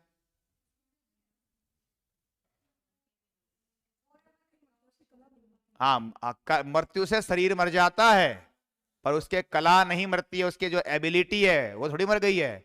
अरे मिल्टन ने कहा मिल्टन मर गया 1674 में ही, पर आज ये मिल्टन हमारे यहाँ पे जिंदा नहीं है, 2021 में पढ़ रहे ना सीकर बैठे बैठे। तो स्थान कोई भी हो, समय काल कोई भी हो, पोइट्री के द्वारा कंपोज किए गए जो रचनाएं हैं, कार्य हैं, वो क्या हैं? देश और काल से क्या हो जाते हैं? परे हो जाते हैं, सीमाओं से दूर हो जाते हैं। यानी कि मृत्यु जो है आपको सीमित कर देती है, वो वाली ये सीमित कर नहीं पाते हैं। ऐसा वो टैलेंट है। परंतु बिना मौत आए ही अंधेपन ने क्या कर दिया? अंधेपन ने वो काम कर दिया इस टैलेंट के साथ जो कौन नहीं कर पाती हो। मानो अंधेपन ने इस टैलेंट के साथ वो कर दिया, यानी यूजलेस कर दिया, जो कौन नहीं कर पाती है, मौत भी नहीं कर पाती है। पोइट्री का टैलेंट जिसे मौत भी क्या नहीं कर सकती है, छू नहीं सकती, जिसे मौत भी नष्ट नहीं कर सकती, जो मौत से छुपा रहता है, मानी मौत के प्रभाव से बचा रहता है। तुम्हारे पास 100 रुपए हैं, ऐसे समझ तू गया मेरे साथ मार्केट में, तेरी जेब में 100 रुपए थे, मेरी जेब में 100 रुपए थे। मेरे को तेरे वाले दिख रहे थे, तेरे को मेरे वाले दिख रहे थे। दोनों ने अपन ने पकोड़े खाए, रोजगार दिया किसी को अपन ने, ठीक है। अब पकोड़े खाने के बाद में तूने सोचा कि यार रुपए कौन देगा, तूने तेरे वाले ऐसे मौका देख के छुपा लिए इधर वाली जेब में, आटी में डाल लिया। मैंने कहा रुपए दे दे, मेरे सर मतलब लेके ही नहीं आया, थाले गोजी में गले ऊपर थे, दे दो वाले भाई, मैं दे दिया। तो तेरे 100 रुपए क्या हुए? छुपाए गए। छुपाने से क्या हो गए? बच गए, सेफ रह गए। तो छुपाने से क्या हो गए? 150 रुपए बचे रह गए। यानी मृत्यु से जो छुप जाता है, यानी वो टैलेंट सेफ ही रह जाता है। लेकिन अभी तो भाई साहब मौत नहीं आई, कौन आई? ब्लाइंडनेस आई। और ब्लाइंडनेस से क्या कर दिया? बोले कितना ही खोले, चाहे मौत कुछ नहीं बिगाड़ पाए, अपन तेरे टैलेंट क्या कर देंगे? बेकार। और वो 100 रुपए, सॉरी थे 500 रुपए थे, 1000 रुपए थे, तो छुपा लिए। लेकिन बाद में रात को पकोड़े तलने वाले, रोजगार देने वाले महोदय आए, बोले आज रात 8 बजे से 1000 का नोट बंद, 1000 का नोट बंद। तो भाई साहब तेरे 1000 रुपए के नोट को तूने भले ही कितना ही छुपा के बचा लिया होगा, पर दाढ़ी वाले ने क्या कर दिया? यूजलेस कर दिया। समझ में आई बात? अभी को नहीं आई? लॉस्ट मानी है केप्ट, लॉज मानी रखना, कीप करना, तो लॉज की थर्ड फॉर्म लॉस्ड, तो क्या केप्ट मान लो, अपन ने सीधे भाषा में कह दिया। तो वो टैलेंट, तो ये विच किसके लिए है? विच किसके लिए है? टैलेंट के लिए।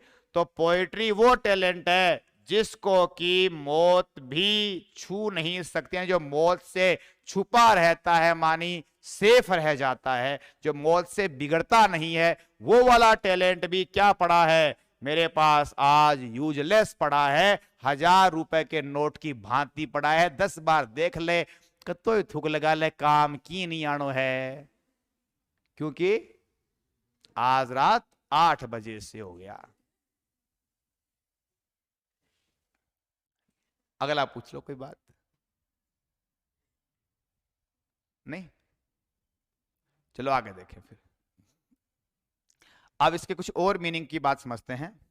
वो समझने के लिए थोड़ा सा, इसको मैंने आगे दो भाग में तोड़ रखा है। या पहले तो खास बात बता दूं और बीच में ही, जो हमारी पेट्रार्कन पोएम होती हैं, उन पेट्रार्कन पोएम में क्या होता है कि हमने कहा कि एक तो क्या होता है ऑक्टेव पार्ट, और एक क्या होता है सिस्टेट।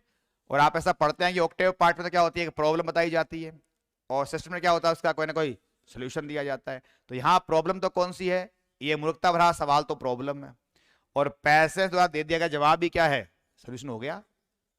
प्रश्न जो है मन में उठ रहा था कि भाई साहब मैं घबरा रहा हूं, जाते ही मुझे भगवान डांट लगाएंगे, मेरा अकाउंट चेक करेंगे, अकाउंट में मेरे पास दिखाने के लिए बदले में कुछ होगा नहीं, इस बात को लेकर कवि क्या है, भयभीत, परेशान, व्यथित।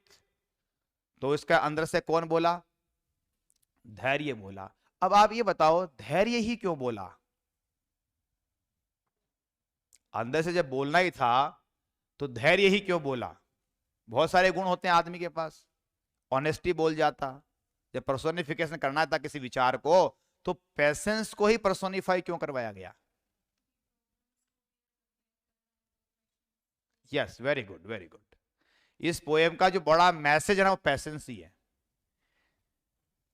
Who best bear his mild yoke, जो उसके द्वारा दिए गए कष्टों को झेलते हैं वो उसके क्या है, बेस्ट सर्विस करने वाले हैं। तो बेस्ट सर्विस किस काम में है, दी गई कष्ट को क्या है, झेलने में है। और भाई साहब तकलीफ को झेलना यानी ये कौन से गुण के साथ क्वालिटी जुड़ी हुई है, ये जुड़ी पैशंस के साथ ही है। फिर ये देखो जो स्टैंड और वेट में खड़ा रहो दिन भर, महाराज ने तुम्हें 10 दिन तक हो गए आदेश नहीं दिया, 10 साल हो गए डेली नहा धो के जाते हो दरबार में, और 10 सालों से वही ड्यूटी कर रहे हो और आदेश आज तक कोई काम का नहीं मिला है, क्या ये पैशंस से कम काम है क्या। तो दोनों ही सेवाओं में क्या चाहिए होता है, बेस्ट में भी पैशंस चाहिए, स्टैंड और वेट वाली सर्विस में भी क्या चाहिए, पैशंस ही चाहिए। और ये पैशंस का ही नमूना है कि पोएट अंधा होके और पहले एक बार कुछ समय के लिए क्या हुआ, विचलित हुआ कि यार विचलित भी हुआ, पर विचलित में भी शिकायत नहीं करी थी, वो भी ध्यान रखना। विचलित भी हुआ है तब भी गॉड से शिकायत नहीं करी है, इतना ही विचलित हुआ है कि भाई साहब मेरे को डांट फटकार न लगा दी, मेरे से हिसाब मांगेगा कि साहब तूने क्या लिखा, मैं कुछ जवाब नहीं दे पाऊंगा। इतनी सी बात को लेके वो क्या है, परेशान है, व्यथित है। उस पीड़ा का विचलन का जवाब किसके पास मिला है, पैशंस नहीं दिया है, यानी कि धैर्य रखो, कीप थ्याउस, अतो तावड़ो तावड़ो मना पावस। कौन कही है बात, मैं कही, क्या कही, कीप थ्यावस, थ्याउस राख और डोंट पावस। यहाँ के करें तो तावड़ो पावस है। तो आपने के है कि पहले पार्ट में ऑक्टेव पार्ट में कवि महाराज के हा पावस रहा, पावस ना समझते होंगे ना, लंदन प्रजाति कोई नहीं समझे, अलग अलग मान लो आप इलाके से आओ तो हो सकता है अलग अलग हो। हमारे यहाँ ठे गाय है ना, भैंस कोई भी जानवर है, वो आत ना या दूध देबा को टेम हो जाए ने ना कि पावस आवे, तो कई बार कहेगी आप भी पावस आया करा, गाय ढांडो तो क्या है कि प्राकृतिक और पावस आवे, और आप भी पावस आवा, आपा क्या पावस आवा, थारे मन में कोई खड़बड़ी मार जाए, मैं यहाँ पे खेशू, अरे डट जा थ्याउस राग मना खे ना, बोले भाई जी मैं तो खेशू मार, तो मन में आगे खेश में डटे कौन जाए। तो कोई मन में आज जा जत्ता भी वो खेद नहीं ने वे के बाद गैस भर जा ठगड़ी ना, पाव छुड़ो हांड है जरा भी खे थ्याउस कीप थ्यावस डोंट पावस। इसका मतलब क्या होता है, कीप पैशंस। तो थ्याउस माने क्या हो गया, कीप पैशंस, और पावस है मना, इसका मतलब क्या होगा, डोंट। अब बताओ पावस तो वैसे मैं तो यहाँ पे ये तो मैं कवि हूं ना, आई हैव ऑल्सो टैलेंट, और मेरा टैलेंट अभी क्या है, यूजलेस नहीं पड़ा है, मैं बिल्कुल सर्व कर रहा हूं मेकर को, मेरा हिसाब पूरा तैयार है। वहां पे जाते ही मेरे साथ दिया तो इसको जरा सा था, इसने बहुत लौटा दिया मेरे को वापिस, तो मेरे पास में तो गॉड के मांगता हूं बहुत सारा हिसाब, मैं जाते गॉड से मांगू अल्लाह हिसाब दे अपना, तूने मुझे क्या दिया था, इतना सा टैलेंट दिया था, अपन ने उससे 50 बातें बता दी, तो लाओ बताओ पावस का क्या मतलब होता है। हाँ जल्दबाजी, परेशानी, बिल्कुल सही कह रहे हैं। यानी जो भाव है ये लिटरेचर है। लिटरेचर में क्या होता है, शब्दों के शाब्दिक अर्थ नहीं होते हैं। शाब्दिक अर्थ होता है, पावस का मीनिंग होता है किसी भी गाय भैंस जंतु के द्वारा नियत समय में दूध प्रदान करने की इच्छा का व्यक्त कर देना, कि अब दूध आ गया निकाल लो। यानी आपके मन में ऐसे कोई भी ख्याल आ जाते हैं कि साहब प्रकट करो, यानी कि आप क्या कर रहे हैं, फटाफट जल्दबाजी कर रहे हैं, हाथों हाथ काम कर दें, तो इसका डोंट बी हेस्टी, या सीधा ही जैसे डोंट हेस्ट वर्ब में कह दो ऐसे। तो कीप पैसेंस और डोंट हेस्ट, पर अंग्रेजी में क्या नहीं बनी, राइम नहीं बनी, इसलिए राइम यहां बनी, थ्यावस अरे पावस में बनी। तो बात थी कि भाई साहब कीप थ्यावस वाली कहानी का मीनिंग क्या है, कीप पैसेंस। तो पैसेंस रखने के लिए कहा गया है। तो इस पूरी पोएम के द्वारा आपको अगर कोई मैसेज सिखाना चाहता है पोएट, तो क्या सिखाना चाहता है, कीप पैसेंस, जो कि घुमा के ऐसे बोल दिया गया है, बेयर हिज माइल्ड यॉक। तो ये जो बात है वो पेशेंस के ही मुंह से कहलवाई गई है, और भी हजार गुण थे कहने के लिए, पर उसका जिक्र नहीं हुआ है। बात समझ गए? और बातें समझिएगा। यहां पे आप देखेंगे वही सेम पोएम को मैंने तोड़ के लिख दिया है। पहले वो पूरी सिंगल स्ट्रेंजा थी तो मैंने इकट्ठा पढ़ा दिया। अब आप देख रहे हैं कि यहां से लेके यहां तक, आज तक ये पूरा एक सेगमेंट है, और आगे में आप पाएंगे बट से लेके जो लास्ट वाला हमारा दूसरा सेगमेंट है। वो पहले क्वेश्चन और बाद में क्या है, आंसर है। तो अगर आप पेट्रार्कन स्टाइल में कहूं तो ये तो मैंने यहाँ पे क्या मैंने अभी लिख रखा है, ये वाला तो कौन सा हमारा हो गया, सेस्टेट पार्ट, और ये जो पहले तुम्हारे पास है ये हमारा क्या हो गया है, ऑक्टेव पार्ट। तो ये मैंने ऐसे पोएम को अभी दो पीपीटी बना दी, एक ऑक्टेव की और किस बना दी, रियल में तो ऐसा नहीं है, वो तो पूरी पोएम मैंने कहा है, पूरी पोएम क्या है, सिंगल स्टेंजा पर पहले वैसे ही पढ़ा सिंगल स्टेंजा में। अब इसको थोड़ा समझने के हिसाब से मैंने इसको ऐसे दो भाग में तोड़ दिया है, एक ऑक्टेव है और एक क्या है, सेस्टेट है। अब आप यहाँ पे ध्यान करना, हम लाइन के नंबर डालते हैं, 1 2 3 4 5 6 7 और 8। क्या 8वीं पंक्ति पूरी हुई है क्या, या पूरी टेक्स्ट यहां इकट्ठा देख लो, एक साथ देख लो। मैंने यहां पे पाया हमारा सवाल कहां रुक गया, वेन आई फॉन्डली आस्क, और जवाब चालू कहां हो गया, बट पैसेंस से जवाब चालू हो गया। यानी यूं देखो ये पोएम आपको ऐसे छपी हुई दिख रही है।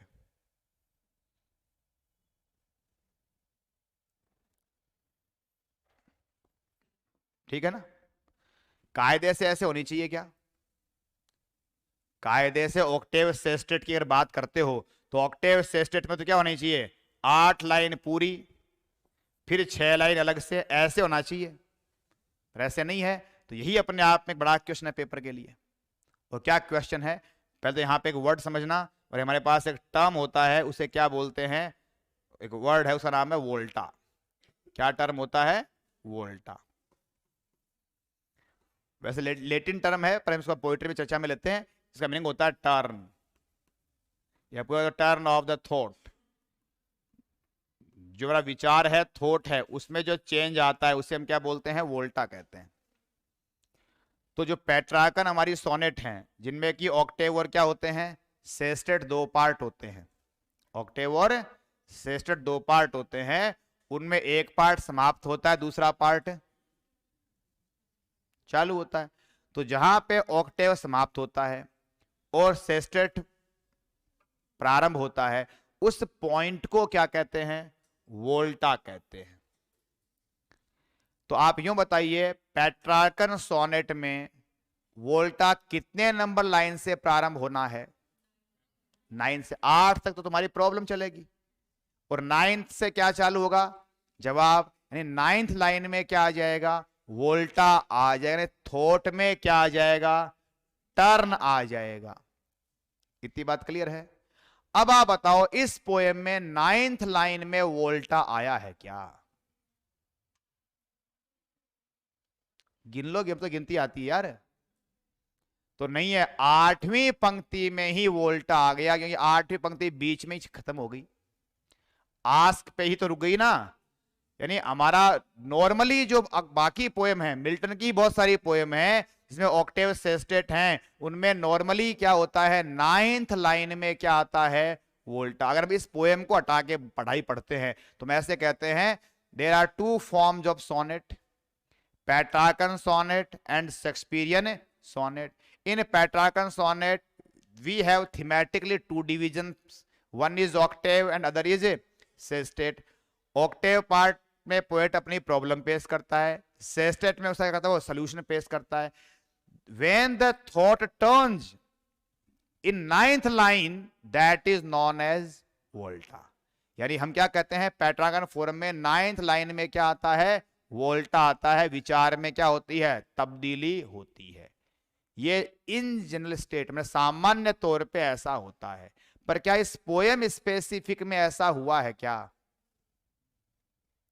अगर आप तो जवाबदार पोएम तो पढ़ लिए यार, तो तुम्हारे सामने लाइन गिनती लिखी पड़ी है, नहीं हुआ ना। यहां 8वीं पंक्ति में ही क्या हो गया है, थॉट में क्या हो गया है, चेंज आ गया। देखो ये देखो नंबर 1 2 3 4 5 6 7 8 नंबर लाइन यहां पूरी होती है, कहां पे, प्रिवेंट पे, और 9वीं चालू कहां से होती है, दैट से। पर यहां देखिए हमारा थॉट तो कहां खत्म हो गया, 8वीं के मध्य में ही तो खत्म हो गया, और 8वीं के मध्य में ही क्या हो गया, नया थॉट चालू हो गया। तो हमारे लिए क्वेश्चन हो गया अपने आप में कि ऑन हिज ब्लाइंडनेस पोएम में वोल्टा कितने नंबर लाइन में आता है, 8वीं पंक्ति में वोल्टा आता है। ये क्वेश्चन है एग्जाम के लिए। तो हमारे इस पोएम में ऑन ही रूटीन में वोल्ट का मीनिंग क्या होता है, turn off the thought. Generally, साधारणतया, जनरली इन पेट्रार्कन सोनेट्स या मिल्टोनिक सोनेट भी इसका ही नाम है, तो साधारणतया पेट्रार्कन सोनेट में या मिल्टोनिक सोनेट में the volta occurs, the volta occurs in the 9th line।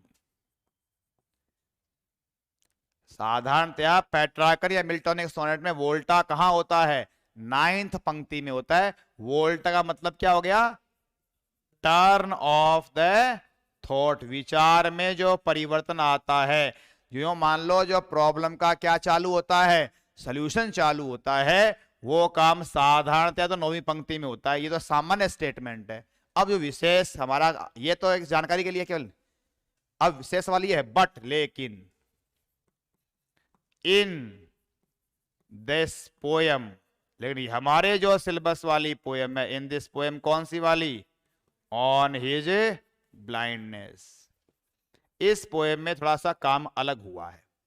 इस पोएम में the volta occurs in the 8th line। यहां 8वीं पंक्ति में ही वोल्टा आ गया है ऑन हिज ब्लाइंडनेस वाली पोएम में।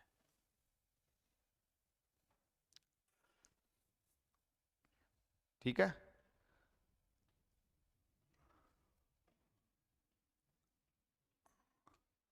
तो अभी तक जो आप बातें देखे हैं वो सारी के सारी जो मैं बताऊं, जो शाब्दिक मीनिंग के बाहर बताई हैं, कि पोएम का मेन मैसेज कौन सा है, पैशंस वाला।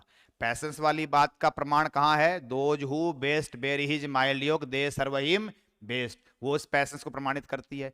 पैशंस को हमने क्या किया है, पर्सोनिफाई किया है, जो आप पहले देख ही चुके हैं, बातें हो चुकी थी फिगर ऑफ स्पीच के अंतर्गत। पोएम क्वेश्चन और आंसर के मोड में है, जिसमें एक क्वेश्चन पूरा का पूरा ऑक्टेव पार्ट है और सेस्टेट पार्ट पूरा पूरा क्या है, आंसर है। पोएम का रियल में ऑक्टेव पूरा ऑक्टेव नहीं हो, देखो एक्चुअली में ये 8 लाइन ही है, 7.5 लाइन ही तो है।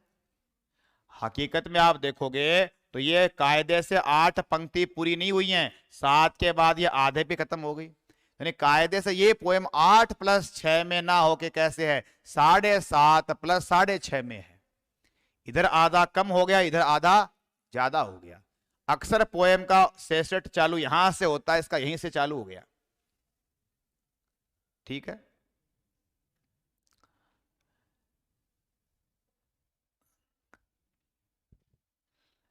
ये अब मैं अगली जो बात बोलूंगा ना, ये वाली बात देखो कि ये हम जैसे जो बाद में कवि के जाने के बाद में व्याख्या करने वाले आदमी होते हैं ना, वो कौन सी बात को कहां से कहां जोड़ लेते हैं, और ऐसे ही लिटरेचर में जोड़। लिटरेचर की सबसे खास बात होती है ब्लैक को व्हाइट कर दो, व्हाइट को ब्लैक कर दो, कुछ ना कुछ बढ़ा दो। आधी बात थोड़ी मतलब इतनी सी बात मिल जाती है ना, उसके बाद में तो आ गया से उसका बस बिल्कुल गुब्बारा भर दो बड़ा सारा। कैसे भरते देखना, जैसे मैंने पिछले पोएम भरा था एक बार, जॉन डन वाले उस सोनेट सॉन्ग में go and catch a falling star में हमारे हर पंक्ति हर स्टेंजा में कितनी लाइन थी, 9। उनमें से 2 लाइन बाकी की तुलना में क्या थी, छोटी। कितने कितने नंबर की लाइन छोटी थी, हमारे पास टेक्स्ट पढ़िए देख सकते हो, 7th और 8th छोटी थी, और बाकी लाइन क्या थी, बड़ी। और 9th लाइन और भी थोड़ी क्या थी, और बड़ी। 9th थोड़ी सी और भी क्या थी, अधिक बड़ी थी।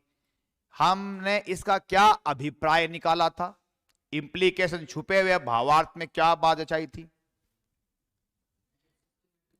कि पोएम में क्या नहीं है कि कंसिस्टेंट लेंथ ऑफ लाइंस नहीं है, यानी ये वैसे ही है जैसे कि पोएम की थीम कहती है कि भाई साहब ब्यूटीफुल लेडी क्या नहीं होती, कांस्टेंट नहीं होती, वो चलती फिरती कब इधर भग जाए कब उधर दिल दे जाए, तो वो तो ऐसे दिल दे देती हर कहीं पे। इस प्रकार से उसमें क्या नहीं है, कंसिस्टेंसी नहीं है। उस प्रकार से पोएम की लेंथ में भी क्या नहीं है, कंसिस्टेंसी नहीं है। अब पता नहीं डन के दिमाग में ये बात बाबड़े थी कि नहीं थी, आपा खेदी अर्थात जच्चा भी ना बात, इसको नाम ही लिटरेचर हुआ है।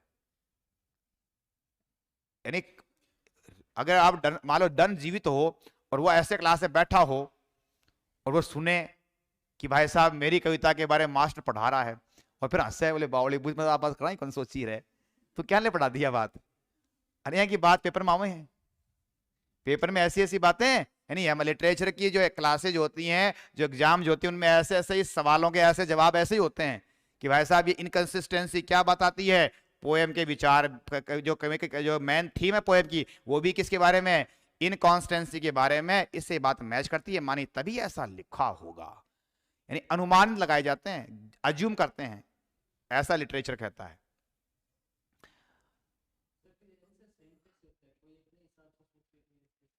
वो बाद में एकेडमिया में कर लेते हैं, यानी जो लिटरेरी जो स्कूल कॉलेजेज है इसमें तो वही बात, एग्जाम चलती है, पेपर होता है, एक बार पेपर में सही हो गया, तुम्हारा गलत हो गया, अगली बार बोले भाई जा अगली बार उतरो उतरना है ना। फिर सर्कुलेशन मार्केट, अब जैसे भाई मैं पढ़ा रहा हूं तो मेरे माउथ के जरिए जैसे ये बात 500 लोगों तक जा रही है, फिर वो 500 आदमी किसी और को पढ़ाएंगे, उनके जरिए बात और फैल रही है, ऐसे बातें आगे से कम्युनिकेट, फिर लिख दिया, किताब में आ गया, गाइड में आ गया, नोटबुक में आ गया, एग्जाम में आता है, ऐसे बातें क्या होती है, सर्कुलेट हो जाती हैं। समझ गए। तुम्हें कैसे मालूम पड़ा था कि सब आज रात 1000 नोट बंद होने वाला है, क्या प्रधानमंत्री महोदय व्यक्ति से आपके कान में समाचार देने आए थे, नहीं आए थे ना, पर हमारे पास सिस्टम है बात को फैलाने का, ऐसे सिस्टम है बात को फैलाने का, लिखा पढ़ी कागज मास्टर एग्जाम पेपर। हाँ जी,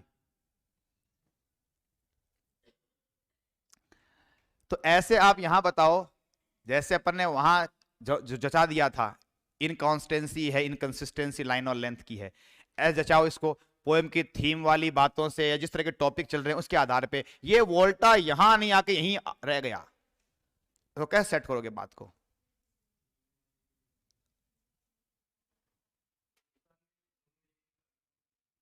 तो इससे क्या हो गया, ये तो मान लो यहाँ पे यहाँ 4-5 मिनट और छाप देता कोई और यहाँ खत्म कर देता, तो हम बोलते हैं नहीं यहाँ से आ गया वो तो। यानी वोल्टा जो है वो नवी लाइन तक गया ही नहीं, उसके पहले पहले ही चालू हो गया, 7:30 पे ही बात खत्म होके प्रॉब्लम और सॉल्यूशन चालू हो गया। सॉल्यूशन तो ये तो प्रॉब्लम लंबी हुई है या सॉल्यूशन जल्दी आया है, प्रॉब्लम लंबी खींची है या सॉल्यूशन जल्दी आया है, जल्दी आया है। इस वाली बात से सोचे देखो अब,